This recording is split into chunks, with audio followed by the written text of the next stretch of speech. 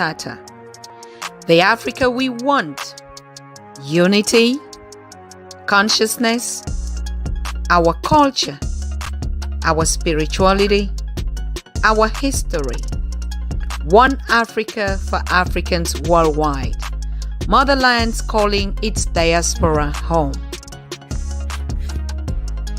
Join my voice. Join my team. Join my campaign. Campaign 21 hashtag 1 million subscribers on the Pan African Daily TV YouTube. Be a volunteer. Apply now. Be the new Africa. So, good evening, dear Pan African Daily TV family. I mean, as you can see, we are waiting, we are anxious, we are just curious. Everything we want to share today with our brother from the Caribbean, with these two prince sitting right here. I mean, it's amazing. I don't even know what to say. So I'm just waiting all of you to connect, join the family so that we can open up the conversation to find out the mystery behind this incredible story that we're living here. It's not like a story that was written, or books that we say, let us read what our ancestors did, or great people who did things. But I think our history is being made, it's been produced in different forms. And we can already see a young, smart, intelligent family, black family sitting here, a king and his two princes, took a whole trip around the continent. I mean, it's so amazing. We've been seeing pictures. We've been following that trip up, but they are right here. They flew safely. They came back safely. They discovered everything that they ought to discover in this time. And they're here to just inspire you with their story, with their amazing trip on the continent. Because me sitting here, I'm a continental, born and raised in the village and grew up on the continent. I can guarantee you, I've never been to places they've been. Okay, in one country, yes, but visiting multiple countries, and particularly Egypt, where what we say our umbilical cord are entitled. So it is so amazing to already see this prince here and this king here. Everything. It's like they have the history now in their hands. Nobody can take it away from them. Nobody can tell them anything. Nobody. They saw it. They were there. They tasted Africa. They ate it. They smelled it. They felt it. Everything that they saw in the books, in the jungles, in the whatever, now they make that experience. And I think this is at the moment that we've been saying we talk, we don't act. But our brother is here to tell us it works. This is the Africa. This is the reality. This is not the I hearsay. This is not the media stories. This is the fact. And children don't lie. I mean, they would just tell you from the way it is. So tonight, please, all of you to be gathered in. I mean, you were already excited when I shared this the press release today that they were coming on the show. We've been talking about it the whole week and everybody's already warm up. We want to get that, we want to tap their energy, want to share the spirit with them. Everything that they went to the continent and brought from motherland, we want to take it into us. So I'm sure you guys are seated. You have to be seated, because me too, when I leave the stage, I'm just gonna sit back and watch and enjoy. But I've just had a small conversation. This guy's here. Wow. Please make sure you have enough water to drink. You even have a pen and a paper, and be ready to throw your questions out there in the chat. We'll bring it to them. So we will start by going back to the studio, welcoming them, and just asking how the journey was. And they will just tell us everything. It is not a conversation as if we're going to ask some questions, but the first hour, they're going to explain their trip, each and every one of them. And then the second time, we're going to be asking questions and taking questions and just sharing this beautiful moment with them. So thank you for joining. If you're watching from the continent or in the diaspora, make sure you share and invite one another to be on this show. If it is your first time and you want to get updates whenever we go live, make sure you click and subscribe and click the notification bell. So let's go. I'm starting with the youngest. Aiden, how are you doing with your family? Aiden? I'm good. Wow, wow, you are good. Ken, are you okay? Yes, I'm very much fine. Fine, good. Can you hear me? Can you hear me? Is my sound, am I audible enough? Yes. Yes, but it gets a Feel little blurry sometimes. okay, yes, it's a little but I mean the internet out here is just so crazy. Don't worry. Okay, if you can hear my voice, that's very important. Yeah. So, King Tonio Prayer, we're just so happy to have you here tonight with your boys. You want to share with us your incredible trip to the continent of Africa. I mean, everything, but don't tell us that, you did also made some experiences, so like whatever the issue is, just tell us the way it is, how you actually felt, Okay. and what you want us to take along with. So, good evening and welcome.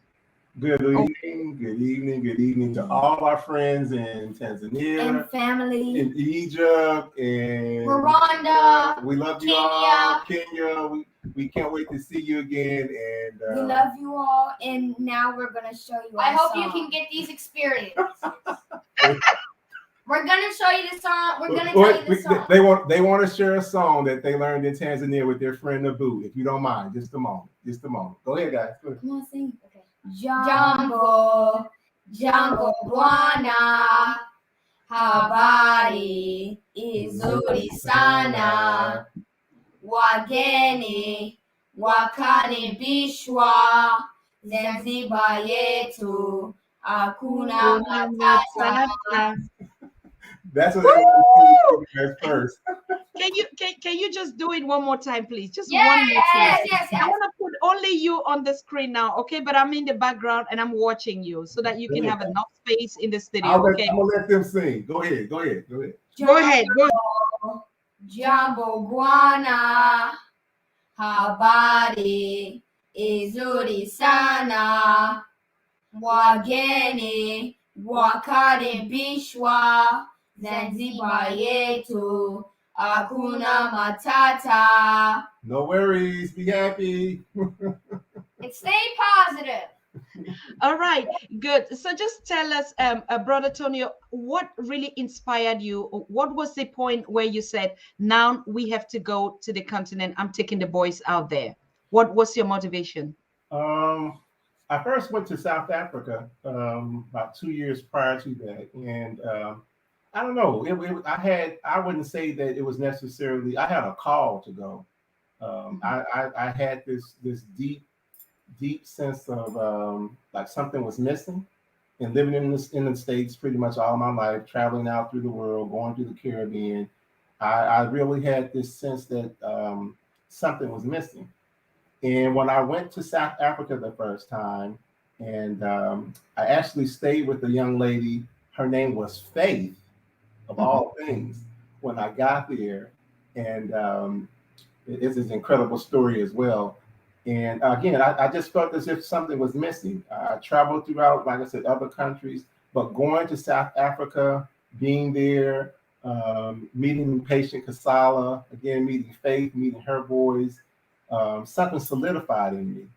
And right after I left there, I started following the teaching of Dr. Headley. And I remember being there. I also went to divinity school some time before then. And when I was in divinity school, I was like, this doesn't make sense. And while in South Africa, I had this real peculiar feeling that, you know what? These scriptures that I've been reading, they're not adding up to what I'm actually reading and seeing here. And I would say, again, that's what drew me. I had this. I wouldn't say it was mystical or anything like that, but I had a call to take me to South Africa. And when I went for 2 years, my boys can attest. I watched nothing, But studied nothing Africa. but Africa. If it wasn't about Africa, You will not watch it. I wouldn't watch it. I wouldn't want to talk about it.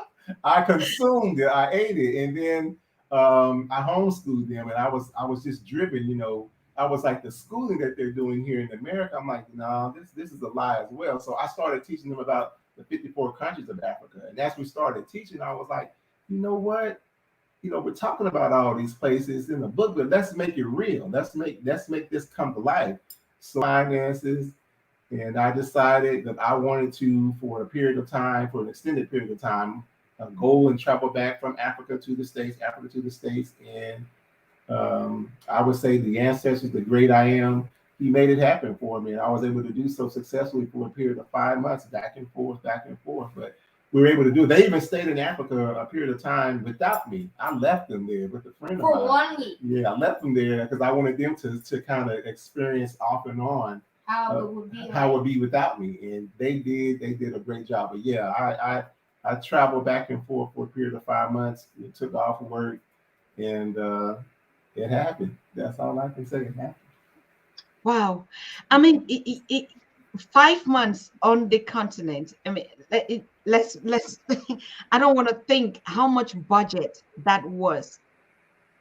I can I'm not going to toot my Yes, horn. I know. The creator was good to me. He's been good to me. All my life he's been good to me. So I for a period of 12 years I worked 2 jobs, so I was able to save.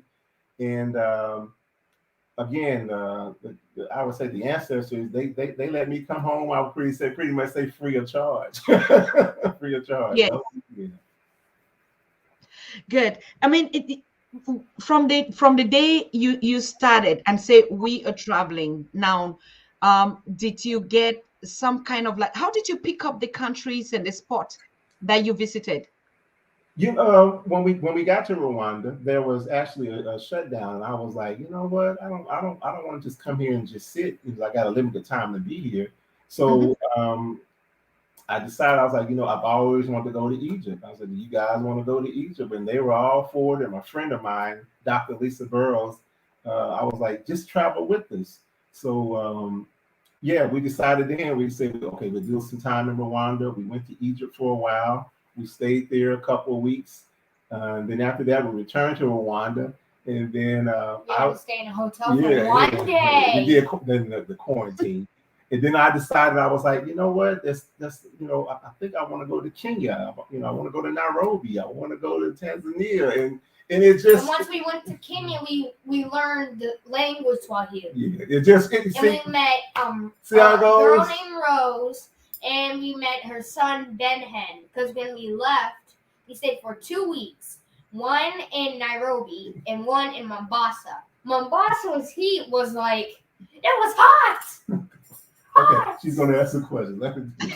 No, it's okay. It's okay. It's okay. It was. Okay, tell me again. What was the temperature in Nairobi, in Mombasa? You said it was very hot. Mombasa, it was around 70 to 80 at night, but it was hot. Yes. We've never experienced that heat intensity before. It was hot. They'll tell you. Like in Nairobi, it would be cold in the morning, then it will get around warm in the afternoon and a little hot in the evening. Pretty much time you were seen on the beach. Where was that actually? We everywhere other than being in Rwanda, they have a beach there on the lake. But we're beach guys. Even here in the States, summer guys. Anytime we travel, we go to the beach. So when we went to Kenya, our first plan of action was, how do we get to the beach? So we decided to take the train. And people were like, well, you can get on the airplane and you can get there quicker. But we were like, no, we want to go through the countryside of Kenya. And we saw elephants, zebras, we saw giraffes, and at night I got to take 1 picture of a lion. Yeah, so we got yes, those you don't get those kind of experiences in America. And as in Nairobi, I'm not for certain if anybody's ever been there. Their interstate it actually intertwines with with their wildlife, so we were able to see it that way, and what an awesome experience it was. All of the buffaloes and zebras and also giraffes. That's all we get to see for a short amount of time. So did you make friends? You met a couple of friends, isn't it? I saw on your incredible pictures that you were hanging around with girls in the village, in the, eating, drinking from the coconuts. I mean, everything. How was your experience? The boys. We made friends, like my brother told you. We met a friend named Rose, and we watched movies, and sometimes in the morning or and evening we used to eat ramen and With Ben Hen. and we got to experience new things with him. Right. Did Like you, did you? Yes. like when our dad was at his house working, we us and Rose and his son went out to get something to our work, and we went to go get ice cream when we were done and came back, and then we settled down a little bit, and then later we at pretty at noon we watched a movie while our dad was still working, and our friend named Rose, she was still at the store at work, I mean, and then she came home and we stayed overnight, and we all had a great time there. Wonderful. When you went to Egypt, where did you actually go to? And what was your experience in Egypt? One, they don't have the mosquitoes that do this when at your ear at night. And it wakes you up immediately. And also, in Egypt, there are a lot of flies. Mhm. So many. But there are no mosquitoes.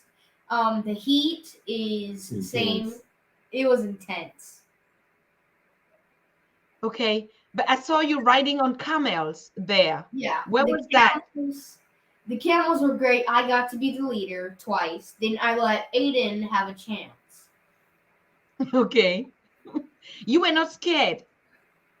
No, until when we made a quick pep stop because we made a pep stop to see if anybody was hungry or thirsty. So when we met the pep stop, once everybody got off the I was the last one to get off the camels because everybody behind me had to get off first. So once I got off, when I saw the camels went inside, I saw them all falling over, just rolling in the sand because they were extremely hot. So when they rolled in the sand, when I got off mine around half, when I halfly got off mine, it started falling over like, oh, I gotta get up, gotta get my foot out of the handles because if you don't get your foot in the handles, you'll fall off immediately. So I had to get my foot off the handles. Then I had to run away before the camels could get me.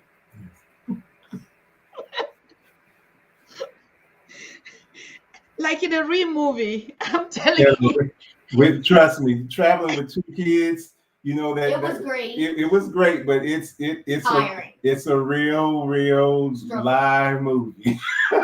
It's a real movie. I can tell you that. It's a movie. It's a movie. Just from the pictures, one could really see you guys had a very, very interesting time. And we're here to share with the audience that is watching us. You know, most of us have been talking about Africa and we've never been to Africa. We talk about motherland. We see a lot of negative images on our screens all the time, wars, dangers, crimes, and stuff. And now we even hear the boys said, oh, we had an ice cream, we watch movie. I think, these are stories that some people think, oh, they're living on trees and that. And I want to get back to you. Did you have any problem in communication with the people? Like you speak fast, like Americans. Did you actually understand them, the kids you played with?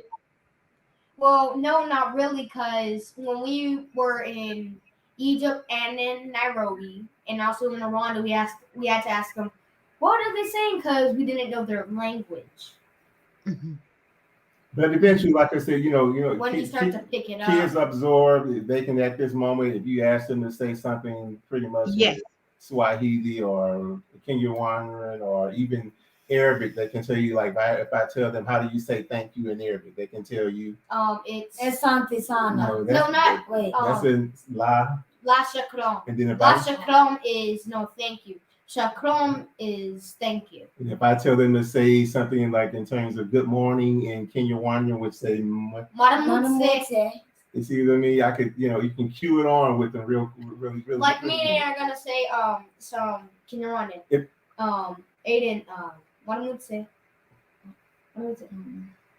Or you could say You know what I'm saying? No. How do you say good night? Nah. Nahejo. See, I have to kind of cue them, but they know what to say. They know what to say. They come here in Swahili say unjuapa. Ojuafa. And Yes. how to say stupid in Swahili And Jinga. I'll tell you why. Because we play a game called Jenga here in the States. And when we got to Tanzania, when we went to go tell them we wanted to play, we want to show you the game that we have. It's called Jenga. They looked at us weirdly. And we were like, what? And they were like, Jenga means stupid.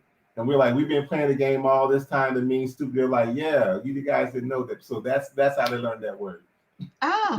It's not that we arbitrarily decide to call people stupid. Trust me. Because like to say love you in Swahili, you say nakupenda. Nakupenda. Yes. You say nakupenda pia. Mhm. Wow. Yeah.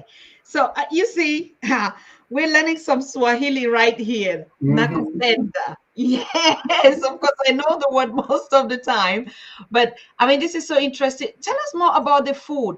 How did you? Was it okay? Mm-hmm. The one food we really liked in Rwanda, Nairobi, and in Tanzania was ugali.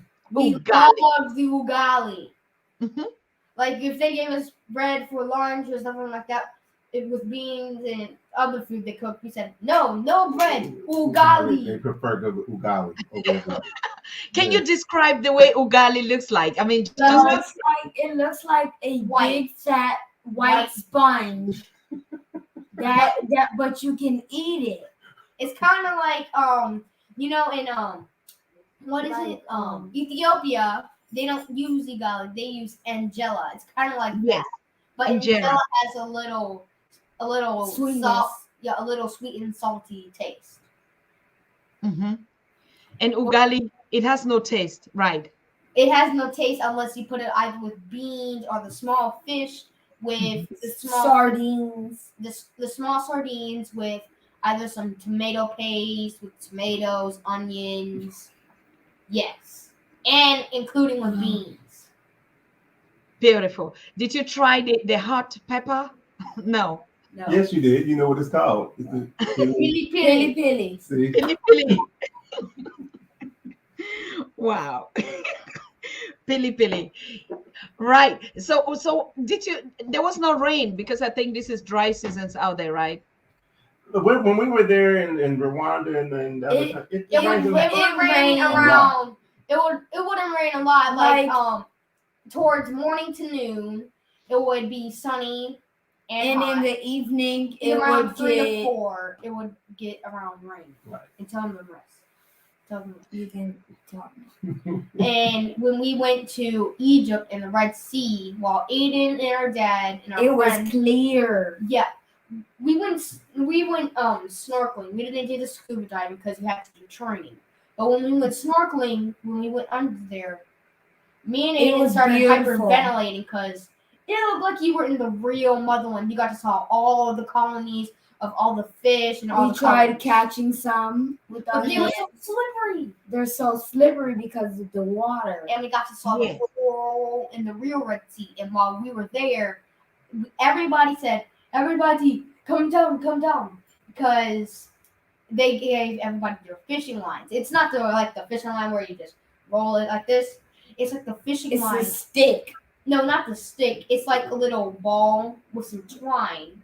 Mm-hmm. And a little hook. Yeah. And I fed it raw octopus.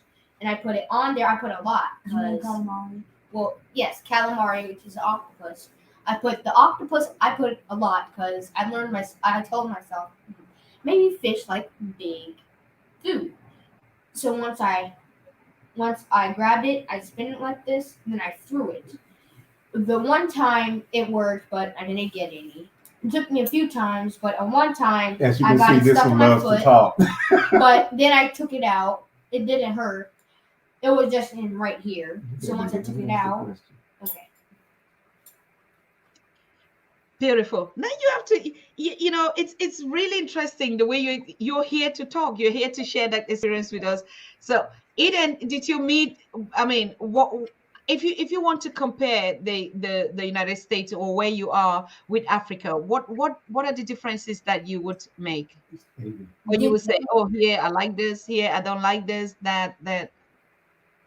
the things that I didn't like was the way they they couldn't understand, some people couldn't understand what we were saying, in the way they would cross the street, because they Yes.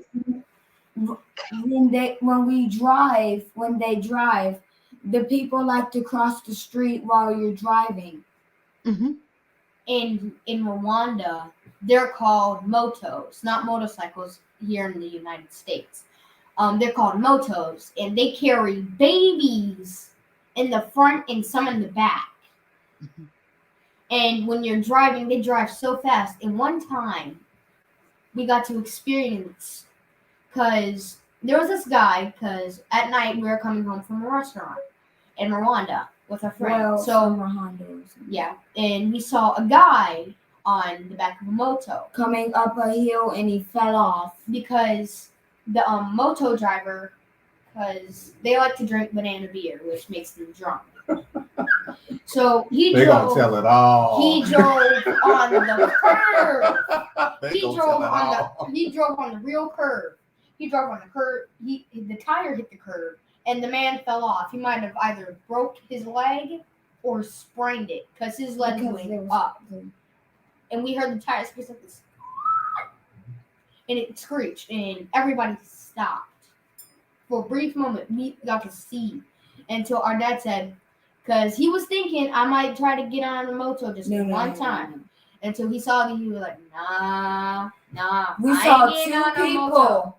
Yeah. And then unfortunately, when we were there, we did see the passing of before we went on safari. We didn't even post this, but there was a passing of a gentleman who died while driving on a moto, and early in the morning, and prayers went out to his family, and we don't want to sadden the occasion, but yeah, at that time I told them you're never to get on a moto and ride with anybody. But we had, other than that, we our experiences there by far in Rwanda, to all our friends in Rwanda, from Auntie Monique, the city, Auntie Lisa, the person you had on your show before. Yeah, for all of it. We love you guys immensely, and we can't wait to see you again. Auntie Adila. Yeah, Auntie Adila. We're gonna Adila Muhammad. We can't wait to see you guys in the spring, because in the spring we're planning on going back for about summer break. 2 to 3 weeks. We're gonna do the West African side, where most of our ancestors come from, in terms of Gabon, and Angola, Cote d'Ivoire, Senegal, Nigeria. We're gonna go do that. And if they open the borders in South Africa, we may get a chance to go and taste their pop. Oh my God. So Ken and Aiden, the way you're speaking is like, at some point you would want to live on the continent, isn't it? Well, sometimes I feel like I want to go somewhere else to experience more. Because for me, I've always wanted to travel to China. Okay. Because mostly I'm into their martial arts a lot. And I'm into the Japanese, Korean, Tokyo. I'm into Chinese language. These children are culture. I try to give them experience from Asian, African, He likes ramen, South America. So you may hear all their experiences of what we're going to do. But we're going to speak today about Africa. Yeah. Because Go ahead, Dr. Susan. No, it's okay. It's amazing. I mean, getting a whole of history of the world, getting small pieces at this age. I mean, do you have any aspiration, like, oh, I'm going to be a traveler, I'll be a historian, I'll be an archaeologist, or you could already be inspired, like, what do you want to be? when I grow up, I want to be a fighter, Mhm. a firefighter to help people and help people get out of homes and be safe when something burns down.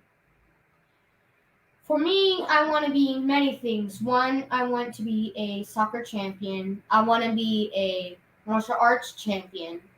And I also want to be an entrepreneur. I want to make my own business as well. Oh, wow. When you guys look at your daddy, I mean, how would you describe him? A father like that? Well, for Well, him, I would describe a nice guy. He's an entrepreneur. Let's keep going, keep going. He likes to do fun things. He likes to draw. He's even teach me how to draw. He's taught us how to do math, science, pretty much everything. And when he told us when we get back in school, no F's, all 100% A's and A. B's. Because Mhm. last time when I was in homeschool, when I went back to school, I got straight plus A's. I got straight A's. Mhm. So Wow. please go ahead, Dr. Susan. No, it's okay. I mean, I'm listening. I mean, like you are already seeing yourself in the shoes of daddy, isn't it? I mean, you Yes. went out. Were there some times where you thought, "Oh my God, I shouldn't have even made this trip"? Is there any time that you thought Well, like, there was this one time because when we were in Hurghada, when we left on their window, they did this because we were supposed to wear a wristband, which we ordered. So when we got to check in, we asked the guy at the register. We asked him, "Excuse me, sir, are we What supposed to wear where is our wristband? We ordered one." He said, "No, no, no, you don't have to wear." So the entire time time we we were were in there, we had to pay for nothing. Nothing. The ancestors what the actual story was. We paid to get into the hotel. When we were there, they kept harassing, saying, "Why are you here? Why are you here?" I'm like, "Sir, I've already paid." And then one evening they asked me again, "Well, you have to pay." I'm like, "No, I don't have to pay." So I asked to speak to the manager. The manager came over. He said, "From my understanding, you've been having some difficulties. So the entire time that you're going to be here, in terms of your food, you don't have to pay anything." So we had an awesome time there as well. It, And when we went in the Red Sea, I Mhm. saw the fish, the coral, and I also got to see like an anchor stuck down in the sea. And when I went fishing, I caught a fish. This is my first time catching a real fish. And when I caught it, I told Daddy, "Daddy, Daddy, Daddy, come down here, take a picture." So if you see on our dad's post, you'll see a fish. When I caught it, I did it like this because I caught a couple fish with some other friends. I caught a fish. It was a white, kind of like a small bass, and I held it up like this, and I smiled. So it was. I had a heck of a great time. It was great. And looking at Daddy right now, he has gave us lots and lots of experiences. And he told us this, Caden and Aiden, you have gotten lots of experiences. Please don't throw this away. Tell this to your kids. And you should give this to your kids. You should pretty much keep going with the life you want. Don't mess it up over drugs and stuff like that. Keep being good kids and do the right thing. Don't steal, don't kill, and don't get into illegal trouble. I didn't pay them to do this. Whew. Let's just see, just see the way I'm melting. I mean, like, Right. I can just go on, Kane, Abel, just Aiden, just go on. You know what? Because exactly this is the message. It's not just only a touring. I mean, you guys were touring. I see you laughed a lot, you talked a lot, you made pictures a lot, you made videos a lot. But of course, along the way, you know, and so you want to be like not like daddy, much better, isn't it? yes, Yes. I think we lose as parents in we're taught to work these 40-hour jobs, Hmm. to get up to work in these systems, to get to live these program lives. if we as an African people don't go and show our children the continent and tell the truth about it, instead of the narrative that we've given here in the West, you have to give your children something more than just being spoofed. I would say school and institutionalized just to go to these jobs. And for me, I wanted them to know, number one, don't throw away the opportunity because everybody doesn't get it. Number two, just relish in it as much as you can. Being that you just never know when life is going for either one of us is going to end. So more importantly, I wanted them to know, and I wanted them to know in terms of, they don't like when I talk about these. They are actually my grandbabies. When I adopted them, I wanted them to know that it's not where you begin, it's where you end.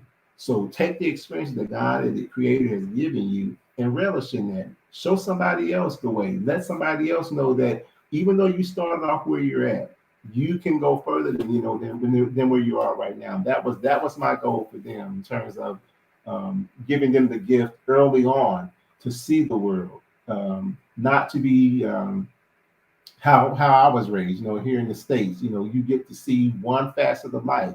You may go see your grandparents in the South or the Deep South or the summers, or the grave. Yeah, but I wanted them to see the world early on and to know that life is bigger than where we sit. And life is short.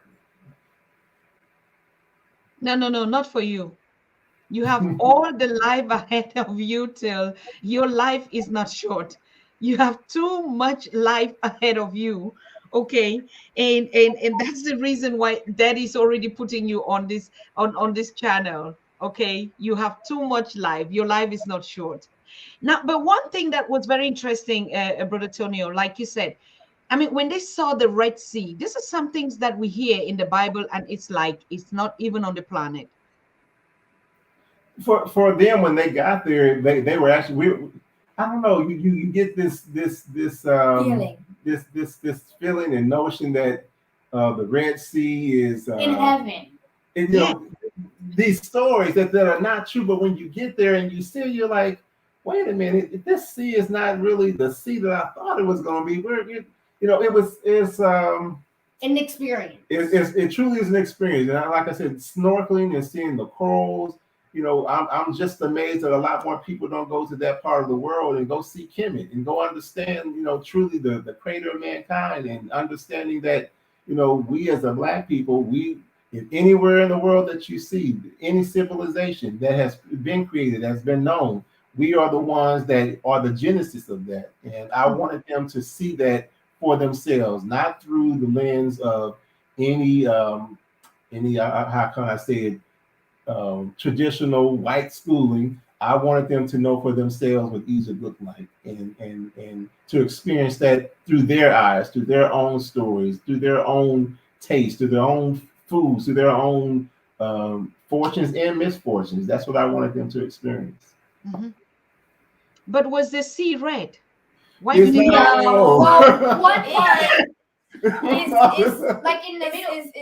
Is blue, shiny, is clear. You can see everything. But in the middle of the sea, it is red. You do get to see the red because of the red coral. The red coral presents of the Red Sea. Wow.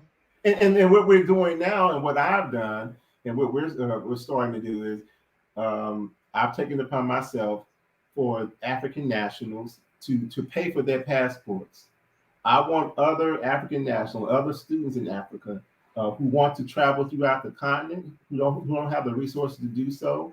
I want them to go and travel the continent of Africa. That's what we've done. We've bought, for African nationals, we bought 6 passports. We took even our friend who was there with us, we took him on his first trip ever out of Rwanda. We took him on vacation. And I want other African nationals to have that opportunity to experience not just their country, but I can truly say this as well. And I take no qualms about saying it. I'm kind of shocked that you have African nationals who cannot leave and explore their own continent, who have the barriers of not just finances, but have the barriers of their passport controls, of their African heads of states. who don't see the importance of them being able to see their own continent.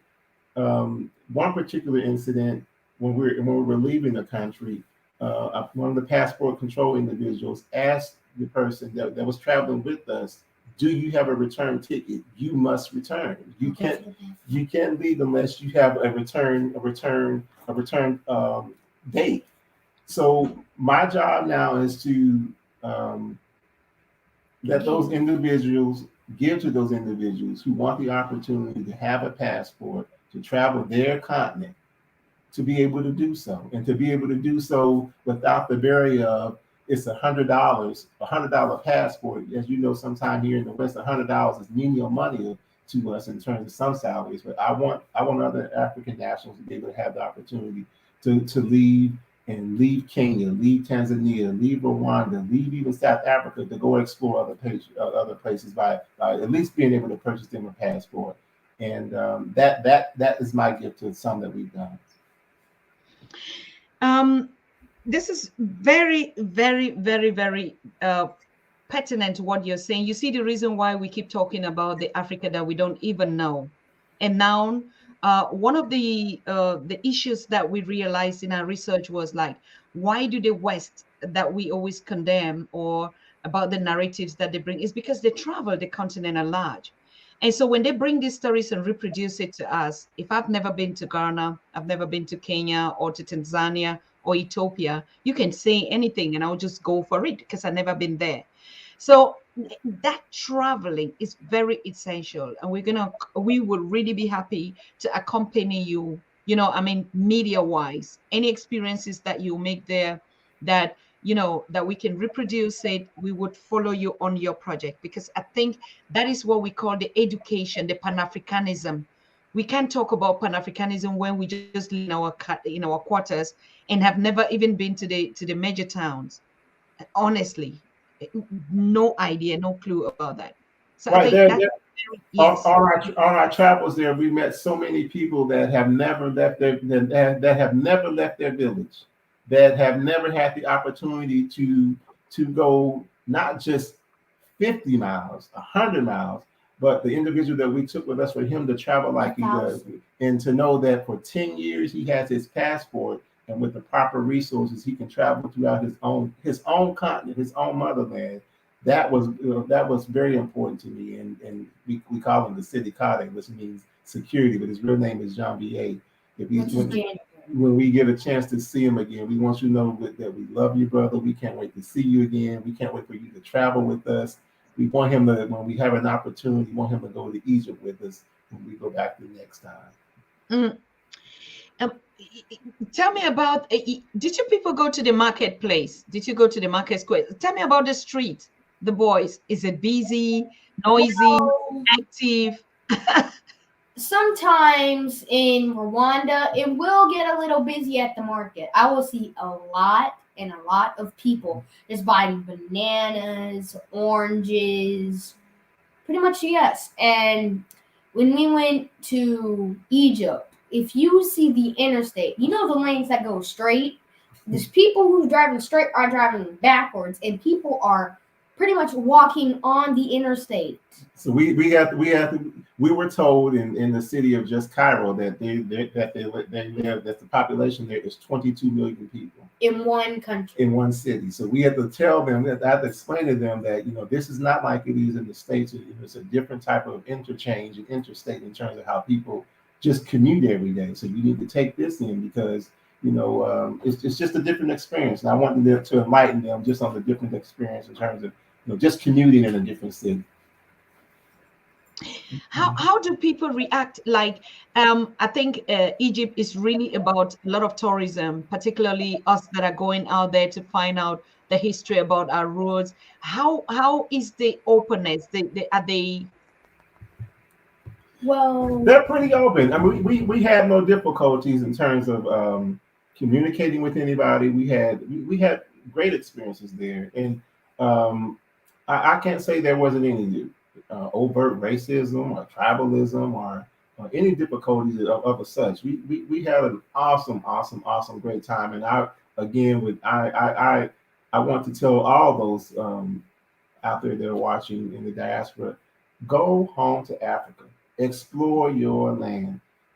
You may not necessarily choose to live there or to remain there permanently, but at least take the opportunity when you have the chance to do so to go and visit Africa. Go see Egypt. Go to Kenya. Go to Tanzania. Go to Zanzibar. Go to Zanzibar and get the. But in Zanzibar, there was one thing about it we did not like. Every time we would go walking, they would ask us this one question: would you like to buy this? Would you like to buy that? Would you like to buy that? Would you like this, that, this? Every single time they would ask us. But there was one thing in particular I did like. We got to learn how to drive a moped. And when we say we did, because Aiden went, my brother here went a 50. I was going to try to get to a 60, but I couldn't do it. We were on a rocky road.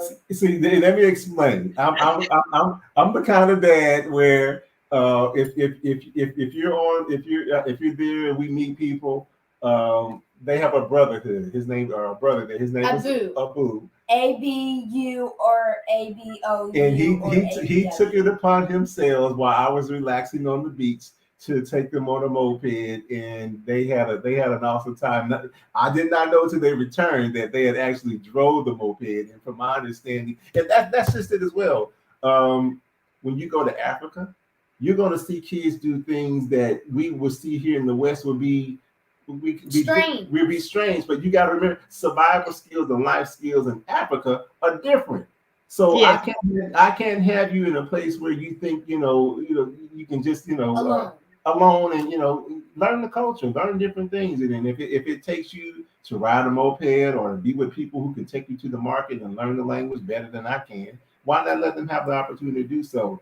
And again, there are things here in the West that we would never do. Children walking by themselves, walking down the street, not going to happen in the West. But when you're in Africa, call the police. Kids walking by themselves to school, think it's nothing to think about, saying walk to the market or do anything. But in Rwanda, they can do that because they have great security. See what I'm saying? But I would say this: if they do hear American accent or English accent, like say for instance, candy is around 1 cent, which is 25.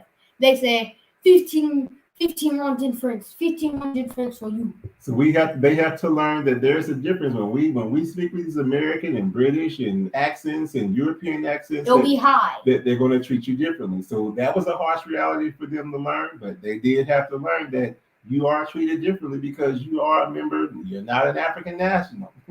And some people some rich people in Rwanda, they treat the poor people low.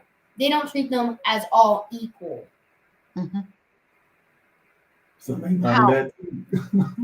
Well, because we got to see this one time. We got to see a builder. He said something. He probably said something like this: "I'm rich, you poor." And he got very angry, so he got a shovel and he tried to hit it on his head. Then we actually saw a fight that occurred in Rwanda.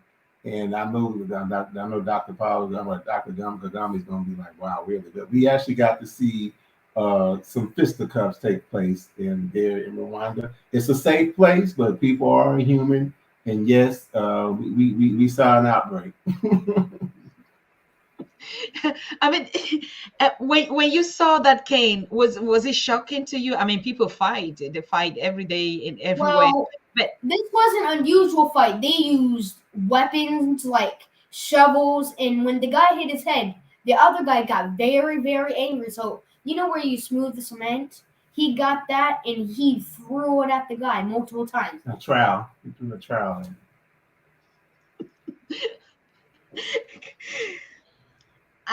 Kane, from the way you're saying, it seems as if you definitely fell in love with a girlfriend out there. Am I correct?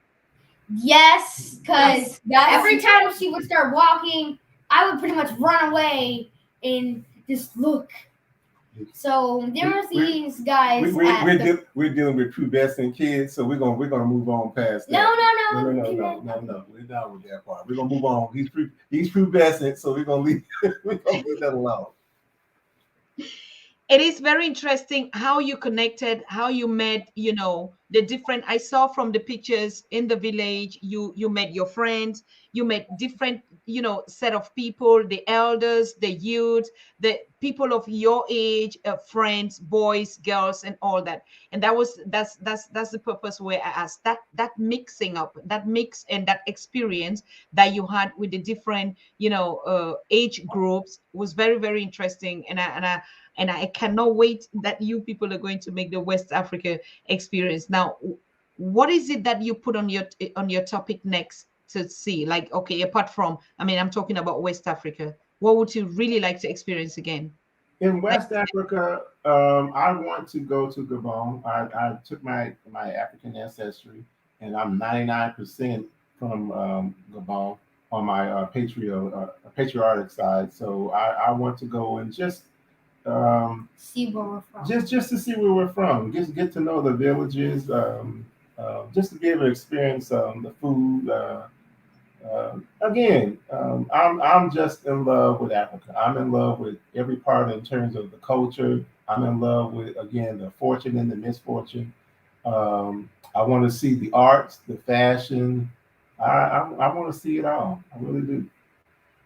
no, brother Tonio, when you say I just want to go there, get taste the food, are you not curious to actually know your family members that are left behind? Or which family you came from? We I have Queen Ningone, the I the do. second of Gabon. Wouldn't you want to trace actually to see any relative of yours?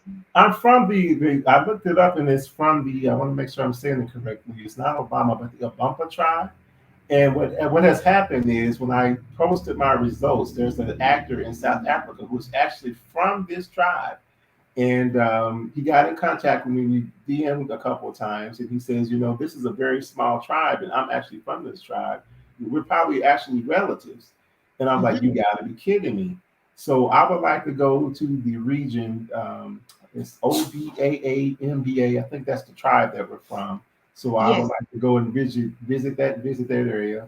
And then my grandmother or my matriarchal side is from Angola, and it's I think it's called the Ubuntu tribe. I would like to go there as well in Angola. And when we looked up, Daddy saw on his thing, he saw a tribe that we were from. And when he looked it up, because he saw the name, when he looked it up, he saw, so this is pretty much a princess, which we're from, also from her tribe. And And the prince, I mean, the queen, she's very well. I'm not going to even mention her name. Very popular queen. And when I saw that we had some relations with this queen, I was like, wow, this is very interesting. So I want to take the time again, like I said, to go to Angola, go to Gabon, go to Nigeria, and if I get the opportunity, my dad passed about 10, 11 years ago. He always loved to fish, and to know that the tribe and the area that in Gabon that he's from, there are a lot of fishermen. I would love to actually meet someone from Gabon and have the opportunity to meet any interiors of states who can show me more about the region that we're from there. Let's just take, because this is very crucial. This is very important. We the call for the for us to go back to the continent as a diaspora is very high, but then there is that need, or how do you want to say? For instance, you go now to Gabon, and they actually show you your family, your lineage, and this is your great great great grand or your auntie from, how you know how would you react when you're there? You see them. We're talking about the real identity that you are like. This is me now. You feel I complete. feel I'm kind of conflicted about it all because I can truly say that those who can show through African ancestry that they have lineage to Sierra Leone, they're granted citizenship at the present moment. Those who can show that they have any type of lineage or type of DNA ancestry to any other country there in Africa, we're not giving any citizenship. And that was part of our reason why we had to end our journey um, in our journey soon, because um, truthfully, there aren't any infrastructure set up for those who are in the diaspora to remain for any extended period of time, whether it be 2 months, 3 months. I would like the opportunity to someday to be able to return home permanently, but again, those kind of infrastructures and applying for visa and residency, it gets to be costly. It gets to be frustrating, and Yes. that was part of the reason why we decided, you know what, we'll go and we'll come, we'll go and we'll come, and but again, if I had the opportunity to go to Gabon and meet anyone from the tribe that we're from, I think it is again the Abunka tribe, Obaampa. I would like the opportunity to go to Gabon and meet some individuals there and um, and call that place home as well. Yes, yes. I think these are some of the things from your experience that we would start working on, particularly when you say you can imagine if you had to stay there. So you will stay there in the European passport, you will stay there for 6 months. But imagine, because you have to always come back to prolong, go back. I mean, it's very costly. So um if you have to stay, for instance, you wouldn't even need the passport. Yeah, So and I could, this is the thing about it. I have a baby sister who moved to Mexico. We have no Latin affiliation. We have no Latin affiliation, and you want to take a break? Yeah, we have no Latin affiliation, but they're able to go to Mexico. You can go and stay for a period of 6 months. But if you're African, to stay on the continent for a period of 6 months in any country is almost unheard of. You will have to leave. You will have to apply for a visa, yearly or for residency. So I can truly say, if I had the opportunity to go to Gabon and someone gave me an extended period of being able to stay for 6 months or more, I would absolutely love to do so. noted, noted. This is highly noted, because these are the points that, and that's why we're having this conversation, not just only that trip, but the challenges that you had from country to country, how you travel, how the controls, how the checks, how they treat you, and even the duration, if something expired, did you have to pay a fine and stuff like this? Because all this information is very necessary for us to start knowing how we work with them, how we negotiate, what are the things that we have to break if we don't have cases like this. So it's very, very important that we know, and we're noting it down. Yeah. So, I mean, apart from that, you're just eager. You're first of all a son of the continent. I mean, apart from just your trip, you, even when you were here following up our shows, you gave us even contacts on the continent to host as guests. And where actually do you think, in terms of business opportunities, you've been going around? What will you want to do on the continent? What sector? The sector that I would probably want to do mostly would be hospitality, Hmm. or owning a bed and breakfast. I know individuals that already do so there, but I want to do it on a different level. I want to be able to help those individuals um, who don't have the financial means to be able to do so, to stay for a period of 2 to 3 months while you're working through visas, while you're working through residencies, to be able to do so. Because again, to go on the continent and stay for any extended period of time, I would tell anybody that's in the diaspora, please, please, please, please don't go with minimal amount of money. You have to have the funds to be able to know for the long haul that, if someone tells you that your visa has expired, that you got to go to the next country. And I think that's the frustration that we're seeing with a lot of people in the diaspora at the present moment.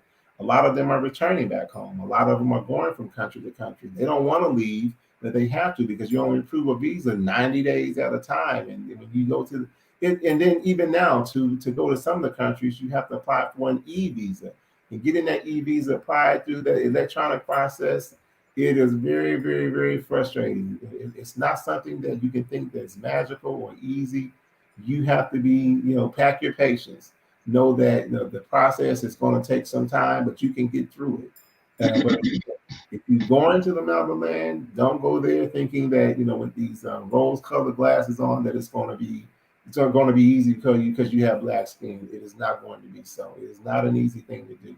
Take the time to do your homework. Take the time to make certain that your funds are set up, And if it means you have to go back home and like we did, go and come and go and come, that's all well and good. But get your experience there on the motherland. You need to do so. Everyone needs to do so.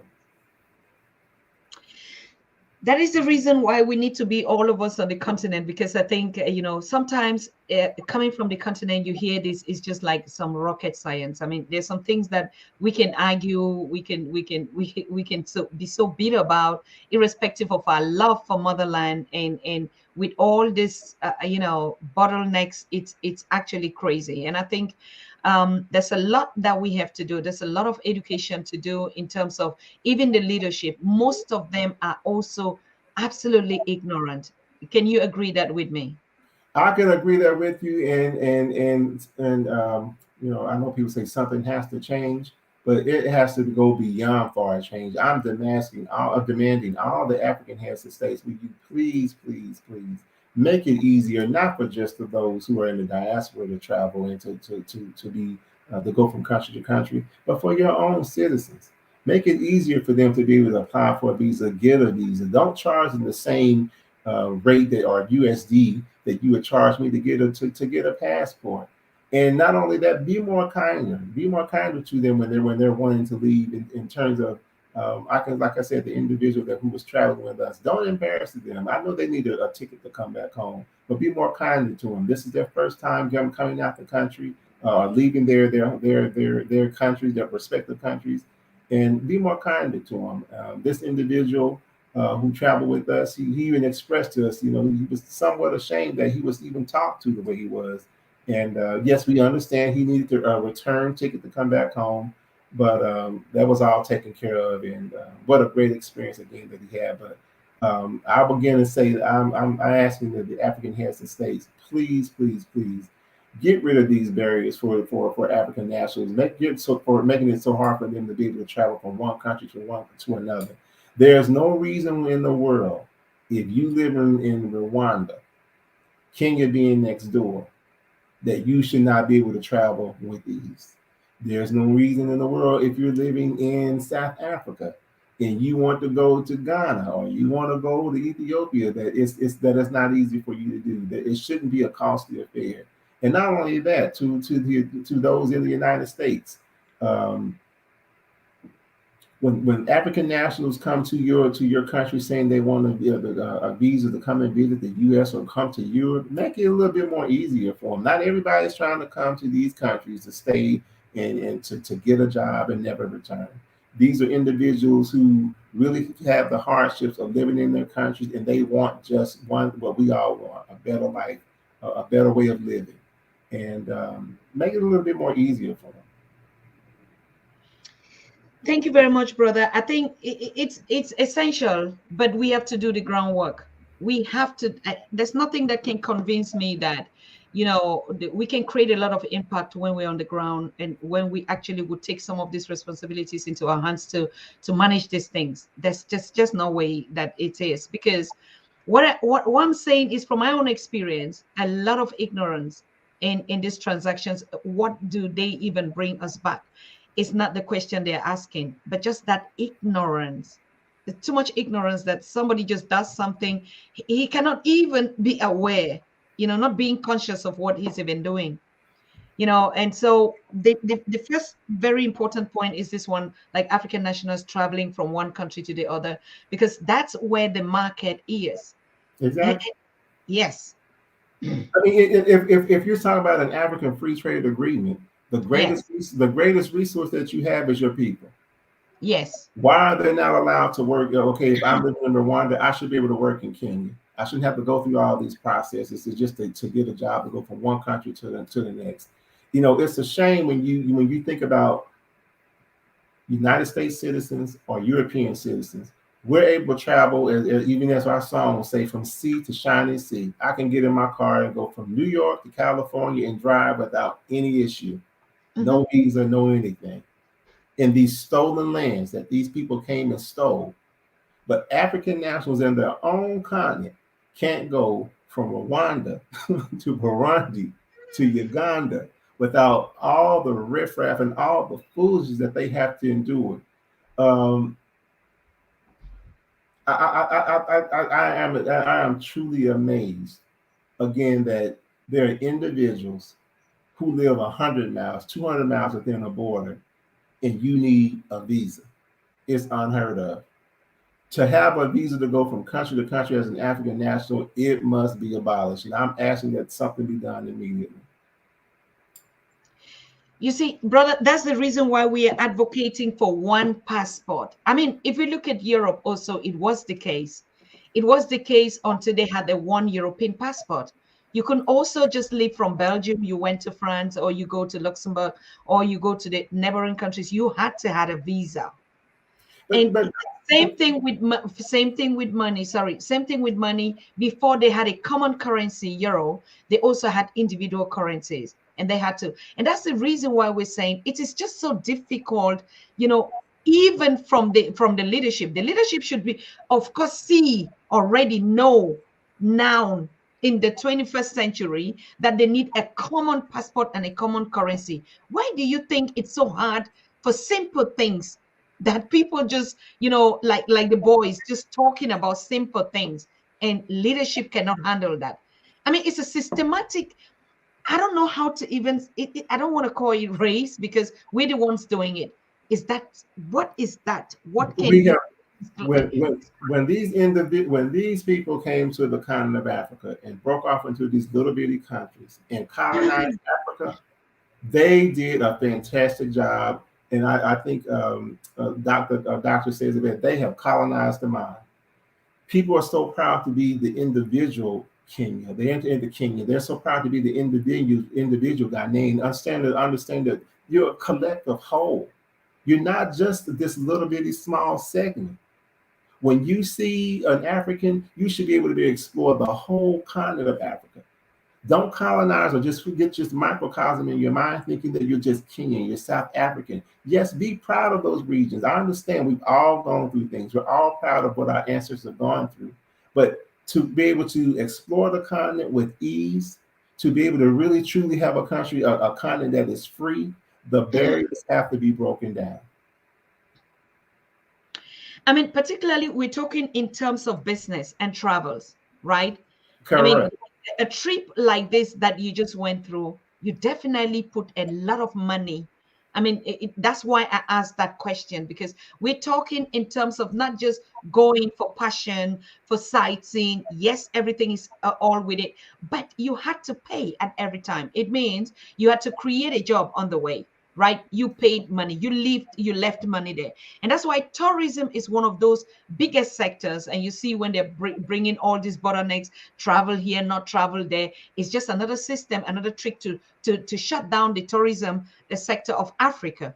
But now, if Africans are aware, like you're saying, and would travel even within the continent, you can imagine how much goods and services, money, transactions, people, businesses would actually boost up the economy, isn't I it? mean, Africa is 3 times the size of the United States.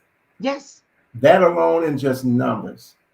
If you just had just Africans travel within their own continent, you would never have to have the outside money and travel of anyone else other than the people that's intercontinental.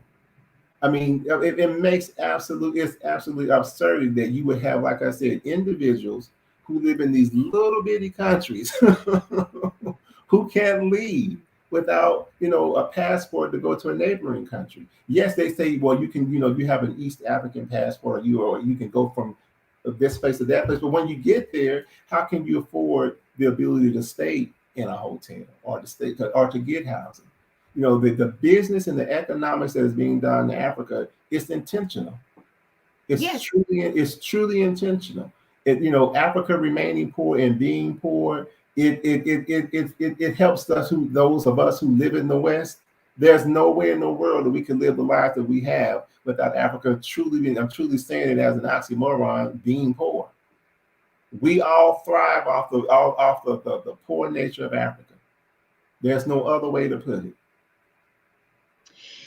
it. Take a country like Nigeria alone. Nigeria is the biggest market, as I can say.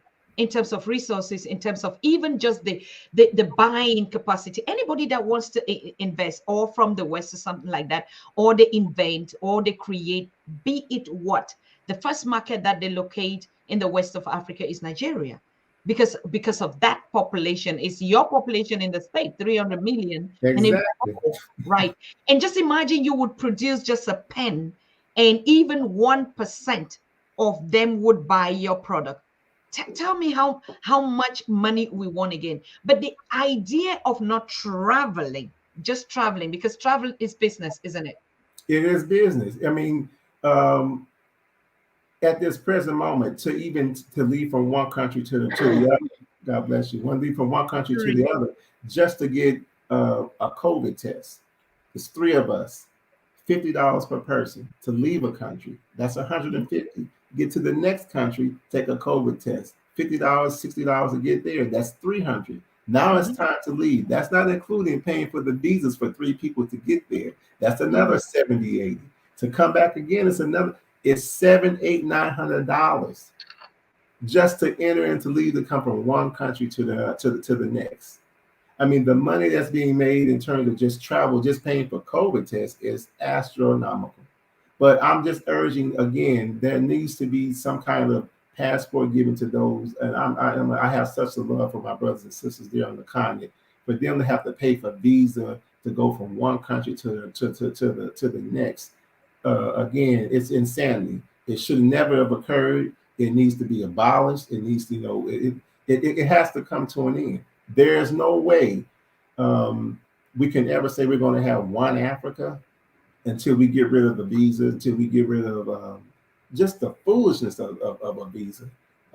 From one country to another, again, it should never have occurred. And it should not be going on now. It's all about now these countries using these immigration offices as their own little personal businesses. That's how I see it. um when you get into the airport, because this is also something that's very important, how do you know I mean, because like a national, you were traveling together, they treat him differently even on the continent than you, isn't it? Very much so. As soon as you open up open our mouth again with these accents, we're treated differently. I want those who are leaving and want to go to Africa, to go to motherland, expect that, but don't expect it with the spirit of malignancy. Just know that you're going to be treated differently, and you're going to be expected to pay more, unless you have someone. We would not leave, and we would not do some of the things that we would do in terms of communing or being there without our friends. We took our friends with us everywhere because we knew that we were going to be treated differently. But that did not stop us from having the greatest time of our lives this past summer. And I would urge anybody, and I'm going to do it again in the spring, to get beyond even those barriers and get on the plane. I know they're telling us don't go because of Omicron in this part in the southern parts of Africa, but get on the plane and go anyway. Oh, for sure. And I don't think we are saying that people should not go. On the contrary, we're having these conversations because we want all of us to go. And there's no way that we would sit and not fix these things and think that something will just happen. So if you the conversation is not intended to scare you. On the contrary, to motivate you, because Exactly. until we take exactly like our brother is saying, until we go through this experience, man up to do it, woman up to do it, break these barriers, we're not going to get access to that market or own the Africa the way we say. So it's a challenge, but it's an opportunity. Remember, we say, when we say we're looking to solutions to our challenges, it doesn't mean so the solutions are the opportunities to the challenges, not the way round. If we were a mainstream media, we'll be sitting here and talking about this thing in a negative way. And so you get that kind of like, oh, I even thought I would not. No, no, no, no. But if we don't open up the challenges so that we can now bring opportunities and solutions to it, we're going to always be treated like that. Why I said this was because the On the other side, we think, oh, because we're coming from the West, they're being nice to us or generous, and you, so like you said, when you speak that accent. But on the other side is exploitation behind it. You have to pay double. They trick you with the prices and stuff like that. Or if there's a Munzungu that is coming by, or they let him go by and you not. All these small things, these are things that we have to fix when we build the Africa that we want, isn't it, bro? It has to be fixed, and even now, I would say, as we were faced with the Omicron variant, to ban 5 South African countries Mm, in the midst of their travel season, in the midst of their summer, is insanity. You have in Africa some of the most beautiful beaches in the world in South Africa. yes. There is no way in the world at this time why um, we shouldn't be able to travel to South Africa. When the variant was going on like it was in India, yeah, there was a ban. It may have come sometime afterwards, but people were still able to travel back and forth. It's Mm, only to the variant is they believed and perceived that it came from these black nations that they banned the travel to South Africa, Namibia, and Mozambique. So places where some of the most beautiful beaches are in the world. The most beautiful beaches are not just in Brazil and in America. Again, you can travel to South Africa right now, and I can promise you, you will have the time of your life in Cape Town. I can promise you that. I've been there. I've been on the beaches, and again, at this point, um, there is no need for anyone who sits in the diaspora who wants to go and visit their motherland while they should not be able to do so. The things that are going on now are truly designed, in my opinion, to stop the yes, travel, and to stop the movement that is occurring with Black people going back home. yes. There's no denial in it. It is strategically planned and put in place, and Exactly. it's gonna be here for a long time. I mean, let's just stop it. It's a fact. It's gonna be here for a long time, but that's not going to stop us. No way. And it shouldn't. And I want to applaud people like Professor Smalls, our religious teacher, Dr. Headley, who gives us the true understanding of what's going on through the history of Africa. And I want those individuals who are out there, if I can get on a plane with my 2 boys, and God knows there were times when they gave me the time of my life in terms of stressing me out. But if I can do it, you can do the same. And the thing about it is, once you get on the continent, yeah, there are things that are costly, but things are a lot more cheaper as well. Food is a lot cheaper. There are things that we're able to do in terms of buying food. There's a lot more cheaper than it being here in the States. It is the same thing. If I was traveling out to a place, it doesn't matter whether it's the land of my birth and I know nobody and I know I don't have a family there, things definitely would be different. And that's why we're breaking these barriers. That's why we're talking about our unity. That's why we're talking about our connectivity. Now, one thing that we have to get it very clear, because sometimes we misunderstand when we say these things are systematically put to deter us from traveling. It has nothing to do with hate. It has something to do with smartness and business. We all know the opportunities, endless opportunities on the continent. And if the West doesn't want you to travel, it's just because they want to get the urge to do that business that you would have been doing. Exactly. And let's And get it, because sometimes we're emotional and we begin to think about race thing. There's not race card here. It is about the endless market and opportunities to invest, opportunities to make they live from there. So what about you? So it's not something that somebody has to tell you don't do it and then you are scared and don't do it. No, we are waking all of us up to say, take that chance. If China can breach all that odds, they do go there as well. They don't have any relatives there, but they get to the neighborhoods, they get to the phones, they get to the palaces, they take land, they convince. It's a business strategy because they already know why I'm going. So they don't begin to put setbacks like, oh, I'll go there and this and so we take some excuses. Yes, because of course it's our own, right? And so we need some privileges. But now we're seeing that The reality is different. How do we do it? So we have to double our strategy as well. I know a lot of people were like, oh, there's things we don't say here. Why not? What is it that we don't say here? We see everything here. There is the business opportunity, the biggest market, the resources, everything. Like you say, whether it is hospitality or whatever is available on the continent, and nobody's stopping you from taking that advantage. It They are doesn't for, how for to challenge, but that challenge helps you. That challenge is the first thing. Brother Tony, tell me, before you make that trip, before you even made the experience, and now you made the experience, you gather a lot of information, you go back again. If you make this trip 3 times or 5 times, tell me the kind of person you would be. I mean, not just in terms of just there are so many opportunities in terms of business. For one, if you go to Rwanda, there's ease of business. I know individuals there now who are American citizens who moved there, who have thriving businesses and who are doing wonderful. And it doesn't the cost in the startup isn't that high.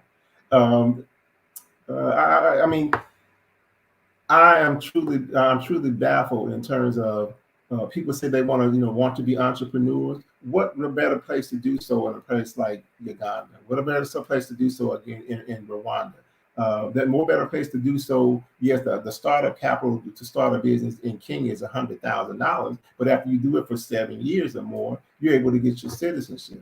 What better place to there to do business there and to do so in Africa? There are more. Exactly. Yeah, I'm truly baffled in terms of again why people say, well, it costs too much to get a plane ticket. If you can get a ticket to go to the Brazil, you can get a ticket to, or even the housing and the accommodation in terms of going to it for a time to stay in Miami is very high. Do so and take the chance to take the business risk, to take the return on your investment, to go to a place number one where you can have a seat at the table. You're not going to have a seat at the table here in the West. If you're there in Africa, they're going to approach you and then let you know that, hey, I'm serious about doing business with you. You have those opportunities there, in again, a place like Rwanda, where the barriers are removed for you in terms of doing business. Why not do so? Absolute. Absolute. Thank you so much. Of course, very true, very true. So we need to wake up. We don't need to only sit and talk about the political structures. We need to take the opportunity. It's endless. And one thing that I don't know, I agree also, it's very easy doing business in Africa.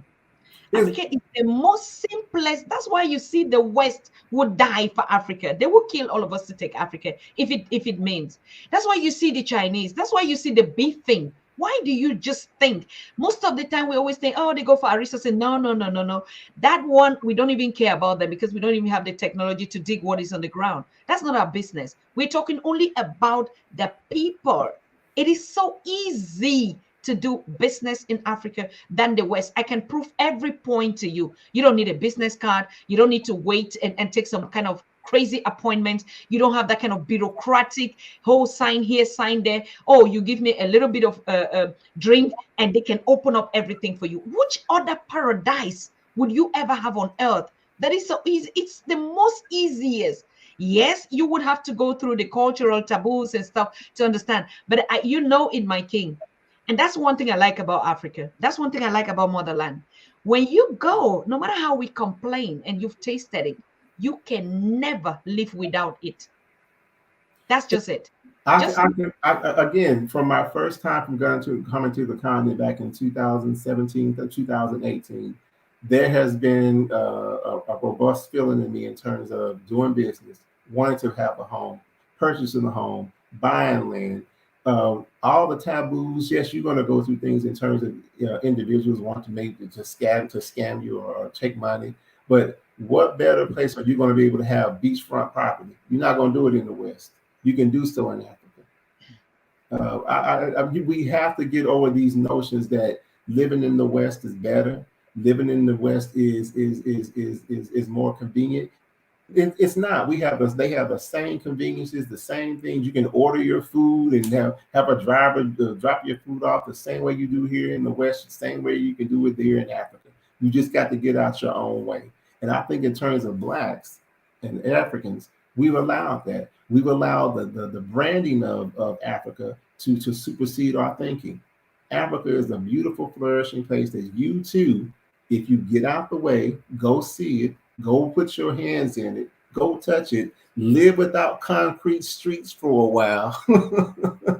Go to a place where you can go and really be in the soul to see children thrive and walk down the street. You too can be a part of a place that welcomes you wholeheartedly.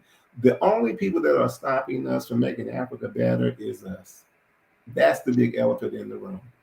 The big elephant in the room is there's no more time to talk about what the people in the West are going to do. They're not going to apologize for it. They're not going to give you $1 million reparations until you go back to Africa and make it better.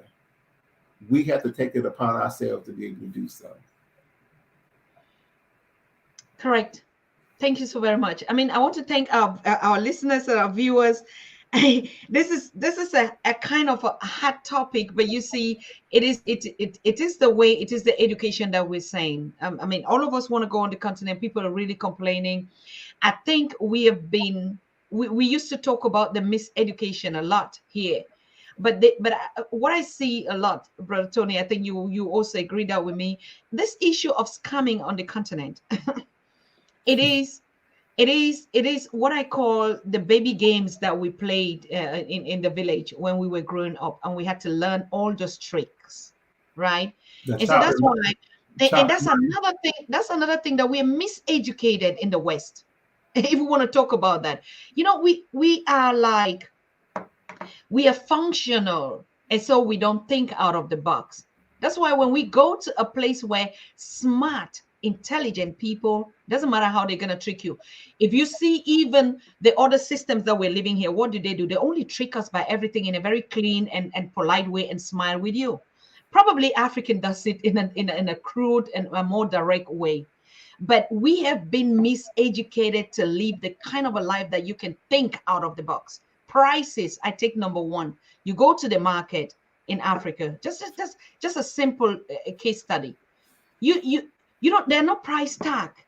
There's not a tag on anything. Okay, you can see a price, how much, and the way you, from how you dress up, from how you speak, like you're saying, and the way you look. If you park a good car, that's how they're gonna start pricing you on a simple thing that they will price for another person.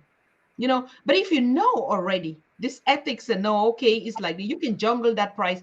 I mean, they'll price you something for 1,000 or 100. You can end up buying that thing for $10. Can you imagine? So it is a spirituality thing, like we say, we connect also.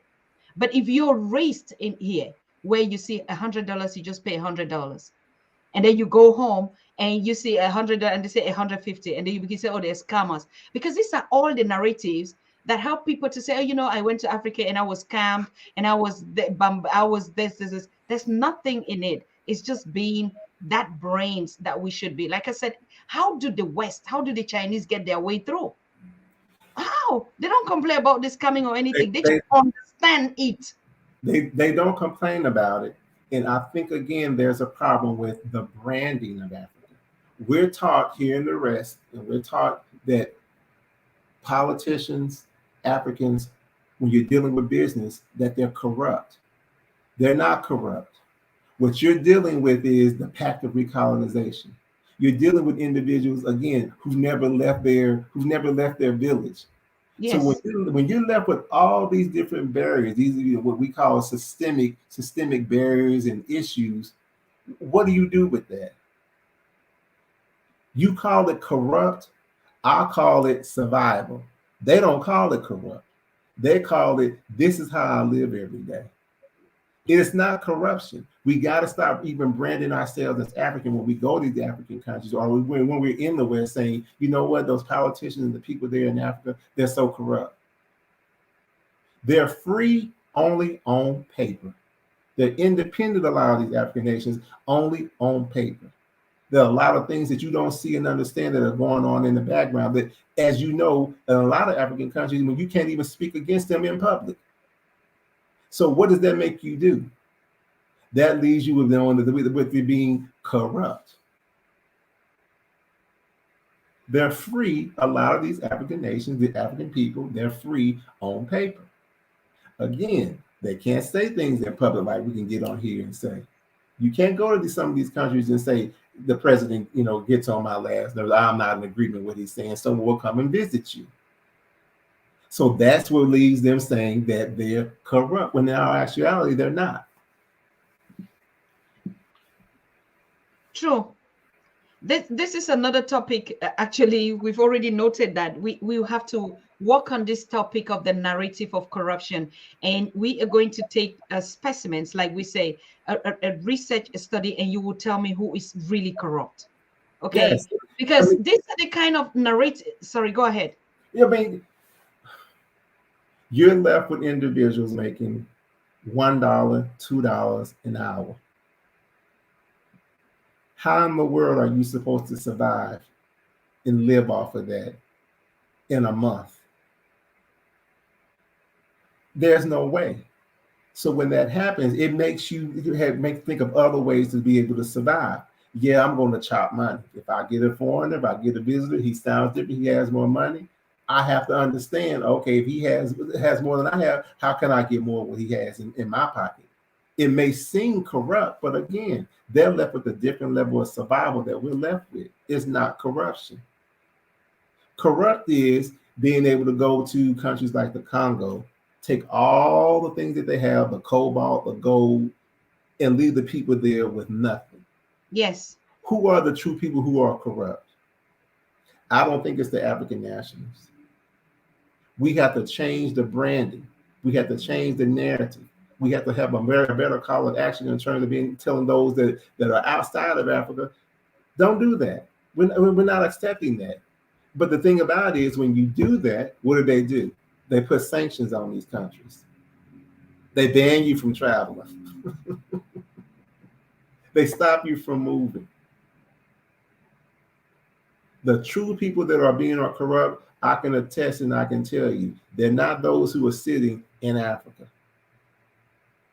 And if they are those that are sitting in Africa, behind the scenes, there are things that we probably couldn't even fathom that they have to put up with every day. We complain about the African Union. But what are we in terms of, as a collective, doing in terms of changing the narrative that goes on in Africa? We sit here, we come on these TV shows, we come on these platforms, and we do nothing. We say we want to go and I'm tired of people saying that it is on my bucket list to go. Make it your living list. Make it your duty to go to Africa. Buy a couple passports.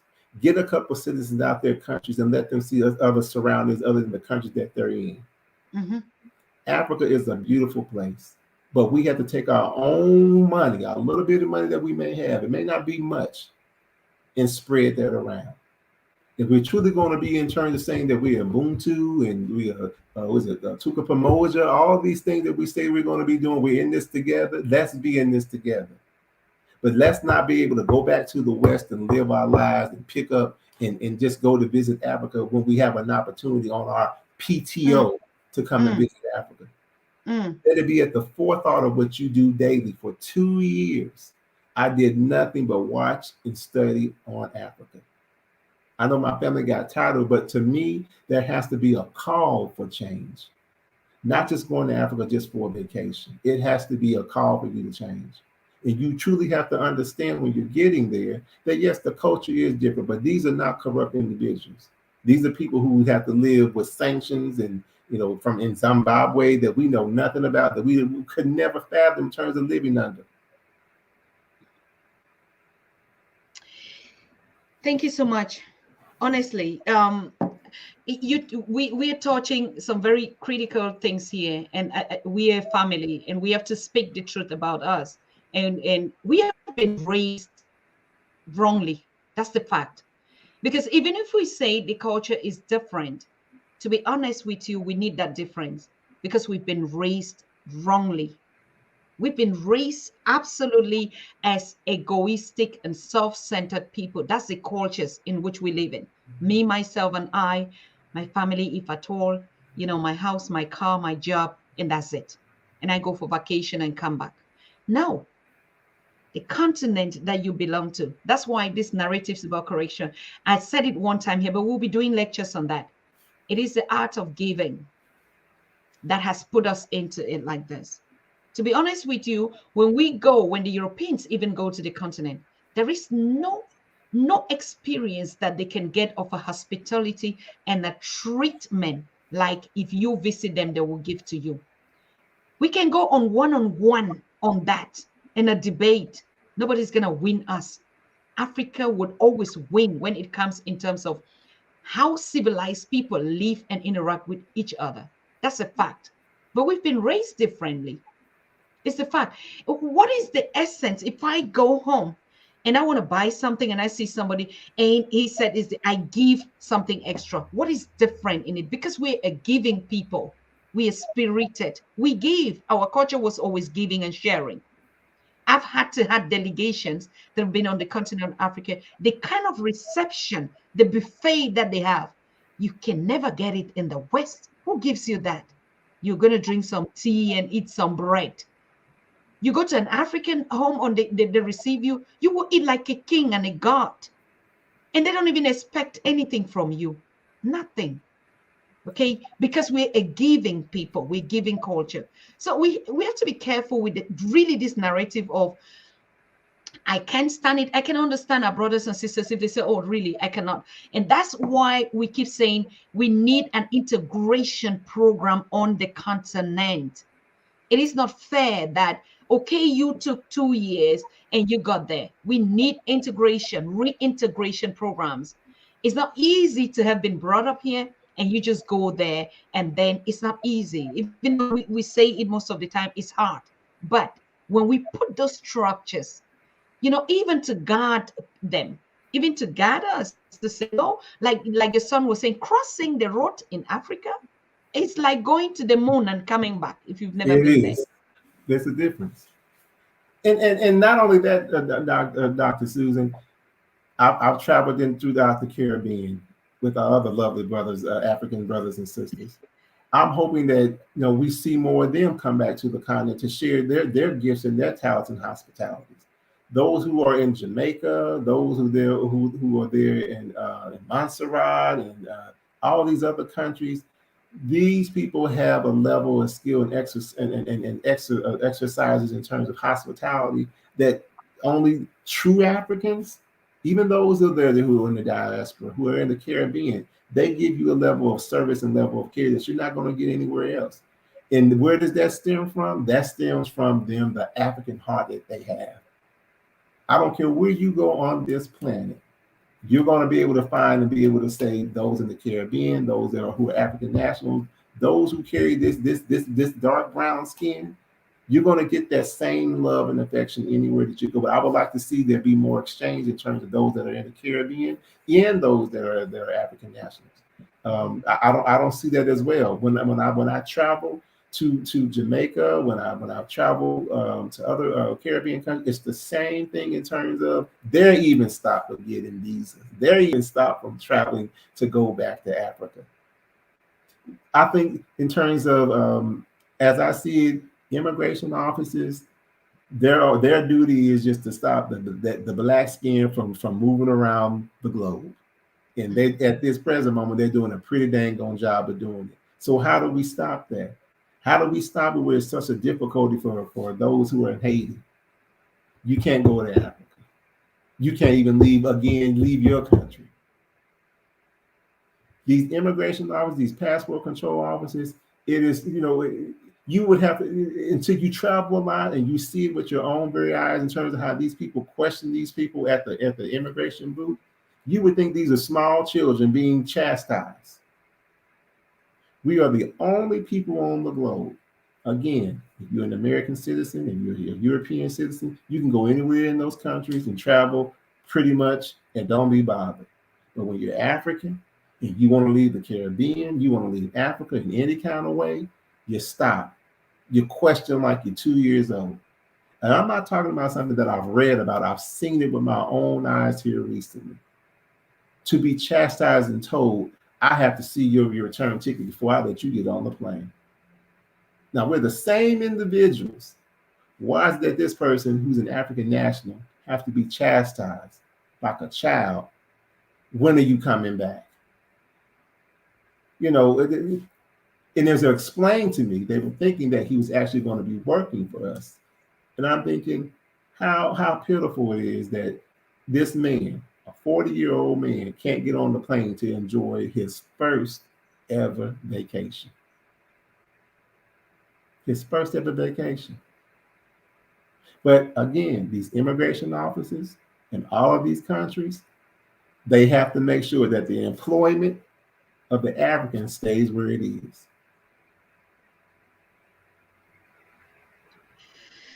Yeah. I mean, it is the way it is. So when we talk about, the idea of not being afraid, and to be honest, I know my late father always told me this: there's nothing, there's just nothing to fear. And but you see the symptoms or the tools that actually ignite the fear in us. But as a matter of fact, there's nothing to fear. If we have the desire to connect, you will connect. There's no rocket in it. But the moment this thing frighten us, and you look at it and you just beg. Let's just touch another a small example before we round up the show. Money. Another sorry, another big difference on the continent is like people don't have credit cards, and so they feel the money differently like us. In the West, we have our credit cards. You really don't take paper money with you, so we don't have the feeling for money, because you just book something, pay, it's a card. You don't have the physical money, so you don't have the feeling for money. You're not connected to money, as a matter of fact. So that's why we just shop, we just do things. You work, you put the energy in the form of the money, and that money is put on a paper, and you say, I have too much money, but it's the energy that you put. So if you look at the energy that you work to put to get the papers, like we used to say, oh, money is just paper. No, money is the energy on that paper that you put. If you worked, like you said, you work 8 hours, so you put 8 hours of energy on a paper. So the first thing for you to understand, if you understand the amount of energy you put to make that, but you don't see it, so you don't feel it. But the difference on the continent is they feel the money, they have the money. So that's why if you're working, you have money on you. And the more you give the money, now you begin to feel, if you're coming from the West, oh, I'm giving out too much money, because you never were giving out money. Okay. And you're not going to be getting into the supermarket or into a place where you pay with a card. So when you have money on you, you give that money and it's like, oh my God, it's so expensive. No, it's because we're raised on another side where they don't give us the ability to feel money. So when you don't feel money, you just dream. You're just an illusion that I have money. But now to understand it better, look at the energy you put, because that's the point that will make us encourage to look like people just put a little energy in the end more. But I put too much energy. Is it really worth this number of papers that I put the energy to? Probably, these are small tricks. When we say reintegration, is to understand this thing. If you're living in the West, particularly in the Americas, you're really used to credit cards. You're not used to holding money. But on the continent, you'll be required to have paper money. And when you change your dollars, you already see the value. And you can begin to already understand the African currency, why it's the way it is, devalued. But the standard of living is the same, honestly. So you have too many, plenty of dollars, but you see the way you're just giving it because it's not on the card. Did you have that experience, Brother Tonio? I did have that experience. And what it teaches you to do is not to be a deliberate spender. Yes. You're very deliberate about every dollar that you spend, because you understand that every dollar you spend, it really denotes survival. What you're saying is, here in the West, we're cavalier about money. But when you're on the continent, you know that every dollar that you spend is for housing, is for food. We take for granted in the West, schooling is paid for, when Africans, they're paying for school fees, school uniforms out of their own pocket. They're paying for everything. Everything is noted. But we're taught here to be cavalier. We're taught that time is money. You got to do 80 hours. You got to do 40 hours. You got to work 50 hours. The more you work, the more time and hours that you work, the more money that I have. In all actuality, you don't have it. Mhm. Mhm. We're not taught. They're not taught to be very cavalier about their money there in Africa. First Mhm. and foremost, you're going to meet individuals who are true entrepreneurs who are at Isoko, at the market, Mhm. who know what it takes to really to make a dollar and to spend that dollar. Mhm. When Mhm. we're giving these 30-year mortgages over here, we think nothing of being cavalier about our money and our time. They're not Mhm. doing that there in Africa. Everything is very deliberate. And again, this issue of, like you said before, working 40-hour work weeks. I see people in Africa work less and have more in terms of the quality over the quantity of life. Absolute. We have Yes. to get to that point. We have to understand that you're looking for a quality of life, not a quantity of life. That's what we're taught here in the West. Quantity over everything. The more you have, the better The you more are. you want to have. The more you want to have, the more you want to work. Not understanding that it's the quality of life. There's nothing like being able to drink sugar cane and lemon lime juice on the beach for little or nothing. Where are you going to be able to do that here in the West? Again, we got to get away from the quantity of life and have the quality of life. And that's what I wanted my boys to have the understanding in terms of them going on the trip, that we got to get away from this notion of, you know, the more we spend in terms of going out to bowling and doing all these other things, that you had a good time. No, you can be right here on the beach, as my son said, in terms of playing with the dogs, playing with the beach, being in the water, and have a better quality of time versus a better quantity of time. You don't have to go and sit between, I had a good time if I paid 2, 3, 4 hours on the PlayStation. Get away from the quantity of life and have the quality of life. And that's what my travel experience in terms of what I wanted them to have. And hopefully, like I said, I want them to take that legacy and carry it on to their children. Absolute. Very correct. That's the point. Yes, I hope it's getting through. It is getting through us. Yes. The quality and the time and the other things that on the continent is that you're sure of something. You're sure of something. That's another thing. It's deep. These are things that it's just, we're not just going to have a conversation like this and you understand it. It's really a training. And we're working on that process of, even if the infrastructures are not yet there, but we're going to really train these groups. Are you going to whatever place you want to go? The time is what you have, and in Africa you can be sure. You're not just dreaming, you're not just hoping something will happen tomorrow, because it's a reality you're living. You live a daily reality. You don't live and hope and hope and hope that something will just come. No. If you have money, I have $100 and that's it.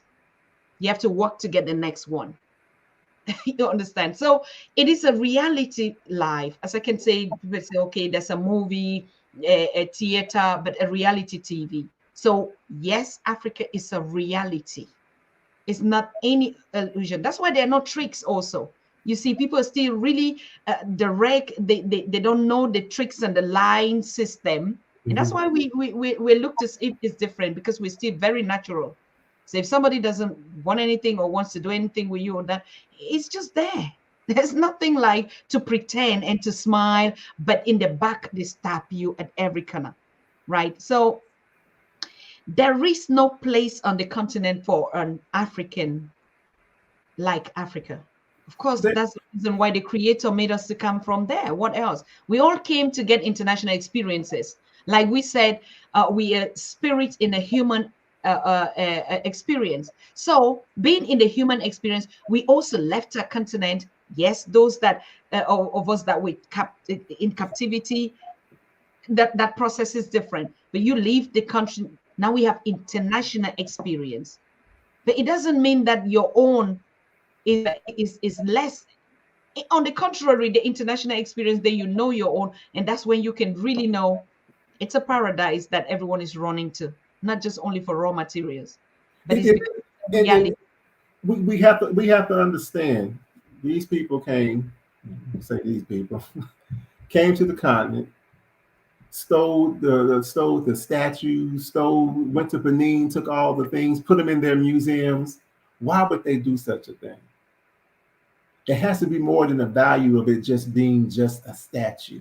What I wanted the boys more than anything to learn from our travels on this trip was it was not just a vacation. It is a spiritual reconditioning.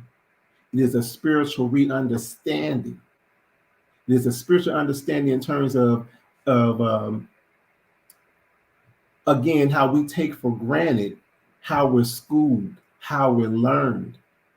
I wanted them to be able to really soak in what it truly meant to be from the genesis of how what does it mean when someone says that you are African?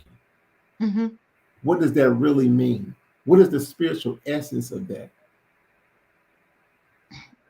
Does it mean that these people can put their foot on your neck and make you a George Floyd? Where are you really empowered? And when you come back to the United States of America, when someone says and they look in the book and tells you Africa is nothing, go back to Africa. I want my children, when they say go back to Africa, they can say gladly, I will gladly go. I will gladly go to Egypt. I will gladly go to Tanzania, Rwanda, to South Africa. I want them to have a spiritual renewal, not just to live every day, to get up and to understand as they get older that they're expected to be schooled and institutionalized in these schools to go and work with these individuals. I want them to have a greater understanding of what it means to see someone in the market and really truly negotiate negotiate a contract at an early age. Give them true negotiation skills. That's a master class on the street right It there. is. What better Negotiation. can you learn to It's be a a negotiator master than service here. you're gonna learn to be a negotiator if you go in the African market. I promise you. You're gonna learn how to chop money real good.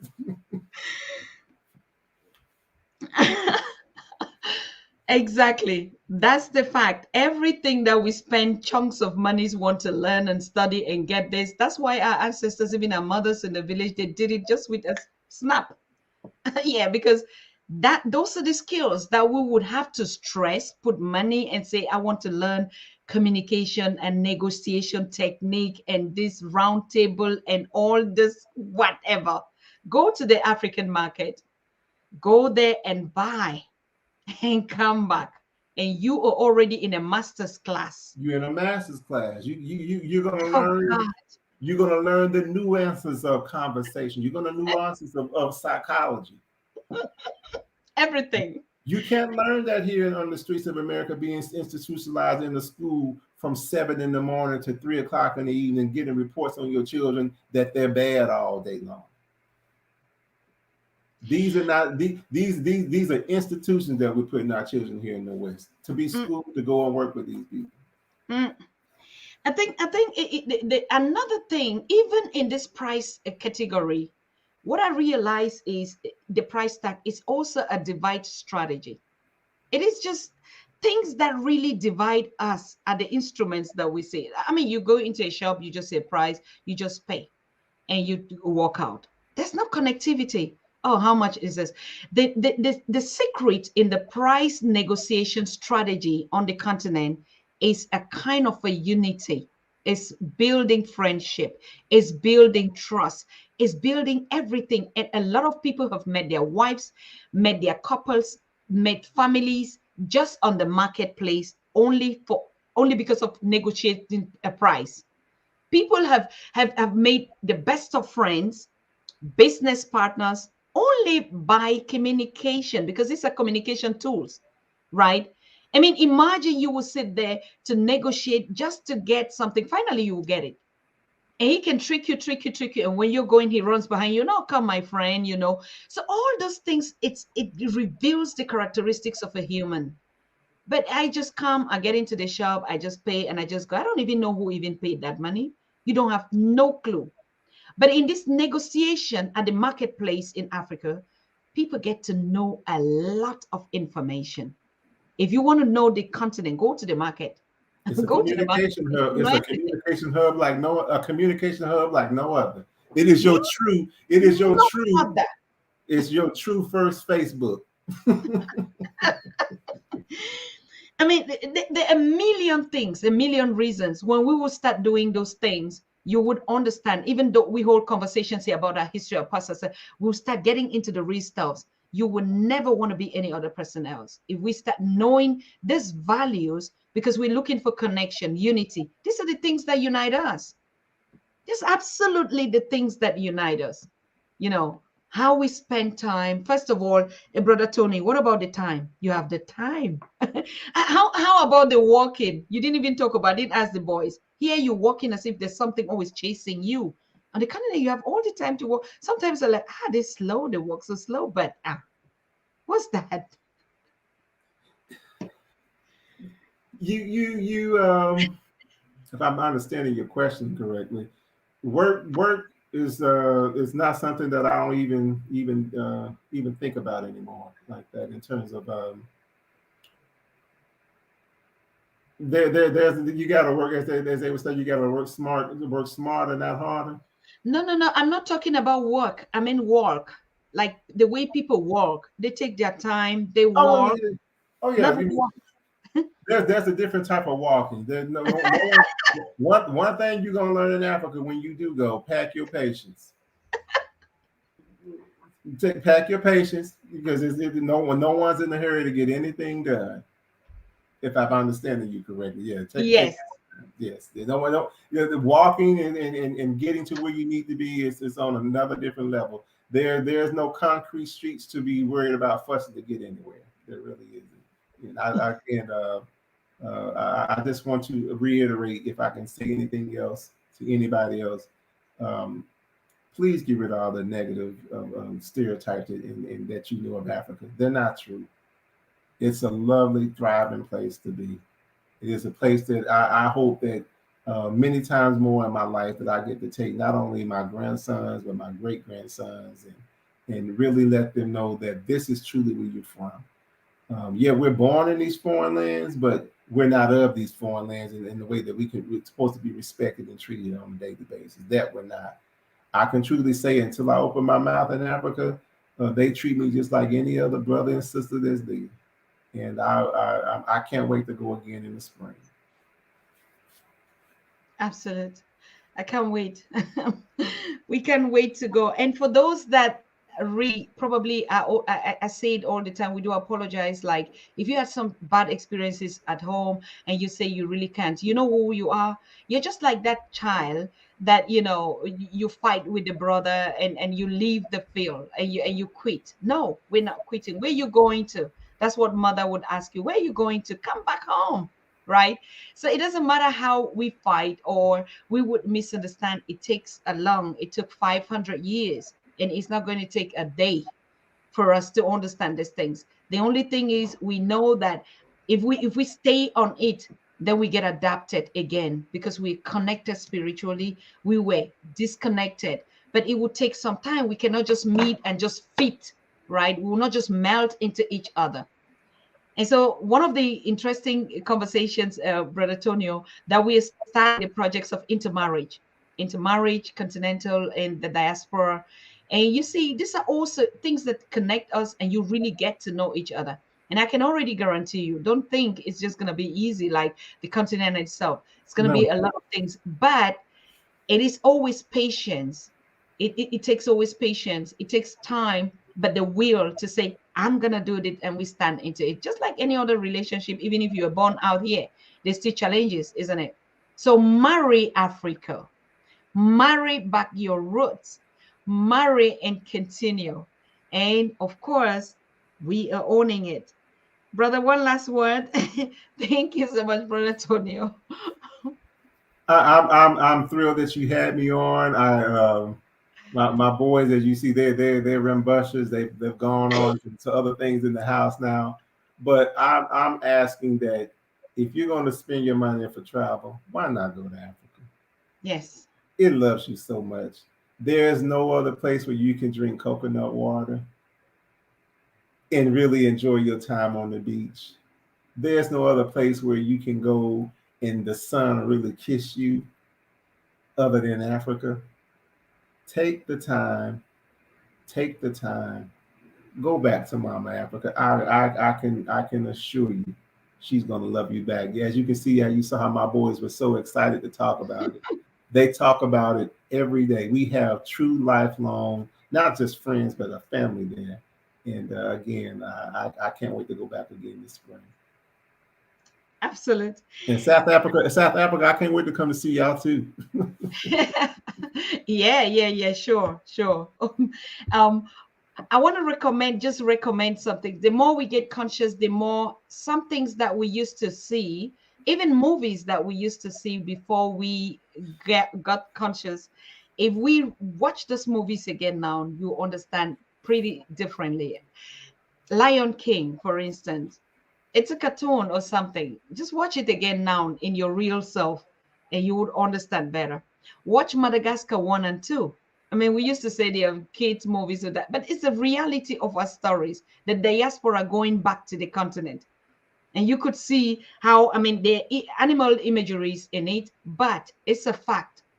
Watch a Coming to America 2, particularly 2, because for me, that particular 2 is just like the Wakanda movie. You see, where the son goes back on the continent and was like, you know, and the ones that were born here. So these are our realities. Sometimes we used to just watch these things and we enjoyed it. But if you're conscious now and you begin to watch these things, it makes a lot of sense.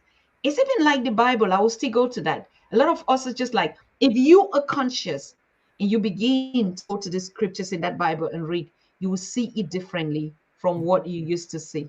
So Most it is definitely. just about our brains, how we expand our eyes, how we have ignited our third eye, our fourth eye is what we see now. So definitely there were things that really were our own, but we're seeing them differently. If you're conscious, you begin to see. I think that's really one aspect that we shouldn't forget. Go back, watch those movies, and if you're conscious, hey, you begin to understand the reality. I want to thank you, brother. I want to thank you for the great job. I mean, you taking the boys out there, it's empowering, it's inspiring, it's making us to know, yes, it is doable. There's no amount of money that can even pay for that, right? If you look at the time, there is, like you say, even the things that you went through, but it is worth it because you come back feeling fulfilled. If you don't do this one last thing on this dimension, what is it that you really can say, I experienced the planet? If you're born, raised, you eat, go to school, pay bills, and then you sit in the same place, you never even move to your neighborhood, then talk less of us that have a continent that we have to discover. It should be our last wish on earth. It should. Any African out of Africa, that should be our wish on earth. Like the Europeans, they have a wish to tour the whole world before they leave or something like that. But for us Africans who were cut off, should be our last wish to say, I will not leave this dimension out of the continent. I have to experience something so that I can even transit back on the continent, isn't it? So we just want to encourage you and thank you so much. I thank all of you that hey, your fans are saying come to South Africa. Have you read that? I see that. Tifrina Masimola. Most definitely, I can't wait to come back. I can't wait to come back. And my boys, I can't wait to show them Table Mountain and my friend Patient Kasala and Faith and her sons to eat pop, but to go to Johannesburg. I'm ready to go and all this virus foolishness and carrying on. I know it's real, but I'm ready to come back and go back to South Africa again. And, I love you Exactly. guys. Love you guys. You just go through the comment. I'm just seeing some very interesting comments here. I mean, like, we speak in the family and we connect back to our audience, the other family members. Johnny is Johnson. Johnny Johnson says, well, we was told young black boys don't have fathers living in the home raising our leaders of tomorrow. This is a proof, that is a lie. And You see? let them know this, Doctor Susan. These are my grandsons. I have a son that's 25 and a daughter that's 31. To all the grandparents out there who think you can't travel with your grandchildren, I'm a living witness that you can. I have 7 grandboys, and those two are adopted. So I want you guys to know that there's a love that you can show your children beyond, taking them to these little miniature golf and Yeah, electronic Disneyland. things. They can When the original Disneyland is there. you can take them to Africa and they will have the time of their lives. They'll be able to do things they won't be able to do here in these foreign lands. Beautiful. Cheryl said it was very informative, and she really enjoyed the program, God and bless you. everything was, yeah. And David Wine said, an amazing conversation today. Really things that are deep in the sense, particularly from your own eye and experience. It's always it. Someone said, this is the lesson I need before I move home to Africa. This is Jetun B. Yes, you're going to get all access to this. Like we say, we're unlocking this opportunity. Means we're really saying it the way it is. It's not somebody that will fashion you and tell you everything is like this. No, no, no. We're going to tell you exactly what you get, not to And get the shock. and Mhm. it's enough of us out here who have gone to the motherland, who have visited. If you have any kind of problem in terms of how to move around or how to navigate, by all means, DM Mhm. me on Facebook or Instagram. I'm available at any time, or by all means, I will be there to assist you. Right, brother Tonio, I had an issue trying to. How do we go from here? Because I think you're going to be taking this kind of journey like we are also doing it, and we need to give feedback. So do we put a session or a series on it? Of Because course, each country also own particularities. Let's not make any mistakes. They will not be the same issues, even in terms of food travels. They really are different in the way they've been brought up, even the religion setup and stuff like that, even the markets also, isn't it? we we we are the ambassadors. Yes. We are the ones that the true ambassadors who are not sitting behind political ties and political structures. We're the ones that can really truly show you the real deal in terms of, okay, if you go to a bank, how many hours is it going to take you to set up a bank account? We are the true people of knowledge. Those of us who have gone and come and gone and come. And like I Mm, said, the time that I spent there this past summer, I've gained a wealth of knowledge, just not just how to live in Africa, but how to live in the West with mm, less. How to not go to and take myself to the extreme working all the time. And that mhm. was my goal. It was a spiritual renewal for myself, for me to realize that I'm worthy to be more of me without working 30, 40, 50, 60 hours a week. I'm a better person in terms of, like I said, I don't have now just a quantity of life. I have a better quality of life. And that's what I want other people to gain when they go to Africa. Because you're going to have a better quality of life. So we are the ambassadors. Yeah, by all means, if there's a session that needs to be done, I will definitely be there for you guys. And you just tell me where to show up.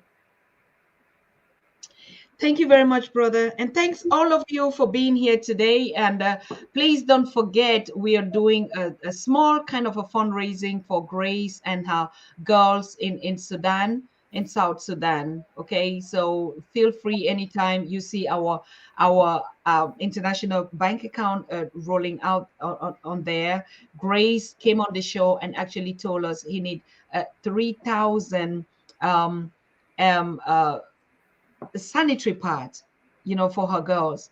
And so we are trying to give what we can give from our own funds to support her on that project. And if you're new here today, that you're following this conversation and you want to make a donation to that, please contact us, or yes, we would share that information with you. So thank you so much, everyone that has been here. And tomorrow, I think we're gonna have $1 One Africa with our brother, Elder in New York, Marvin Gaye, started this very, very big initiative, and it is something that he says is a legacy that he wants to leave out there. We mustn't start from the top. We can start also from the bottom. And so I'm certain that we might have him because he had issues with his technique. If there is something that changes, we will let you know. And on Sunday, we're going to have King Bongane. King Bongane wants us to actually talk about these artifacts, what you were saying, Brother Tonio, to say, don't just see them and say they are carvings. They actually knew why they took it. And to be honest with you, it a coincidence that they're returning these things? What is not adding up? So Wake Up Africa. King Bongane, the third of Embo Kingdom, is going to address us on the need and what you see actually going down between those artifacts in their museums, and they are returning back. Even the United States, they are I think last week also sent, Europe had done, France had, did it. So what is behind? What is behind? They're not just masks that we see and say our artifacts. What is actually behind? So we are going to host him on Sunday, and he also would be sharing a lot of positive message to say, this is a time when we need each other. Times are very hard now. We're living in a very difficult period. We need to stick more together and support one another spiritually. Yes. So thank you so much, brother. Thank you, all of you that have been watching. We see ourselves again tomorrow. If anything changes, I'll let you know. Good night. We see us again tomorrow. Brother. Yes. Good night. Mhm.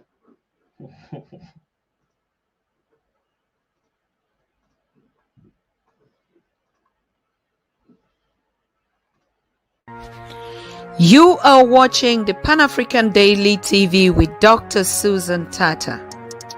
The Africa we want: unity, consciousness, our culture, our spirituality, our history. One Africa for Africans worldwide. Motherland's calling its diaspora home. Join my voice. Join my team. Join my campaign. Campaign 21 hashtag 1 million subscribers on the Pan African Daily TV YouTube. Be a volunteer. Apply now. Be the new Africa.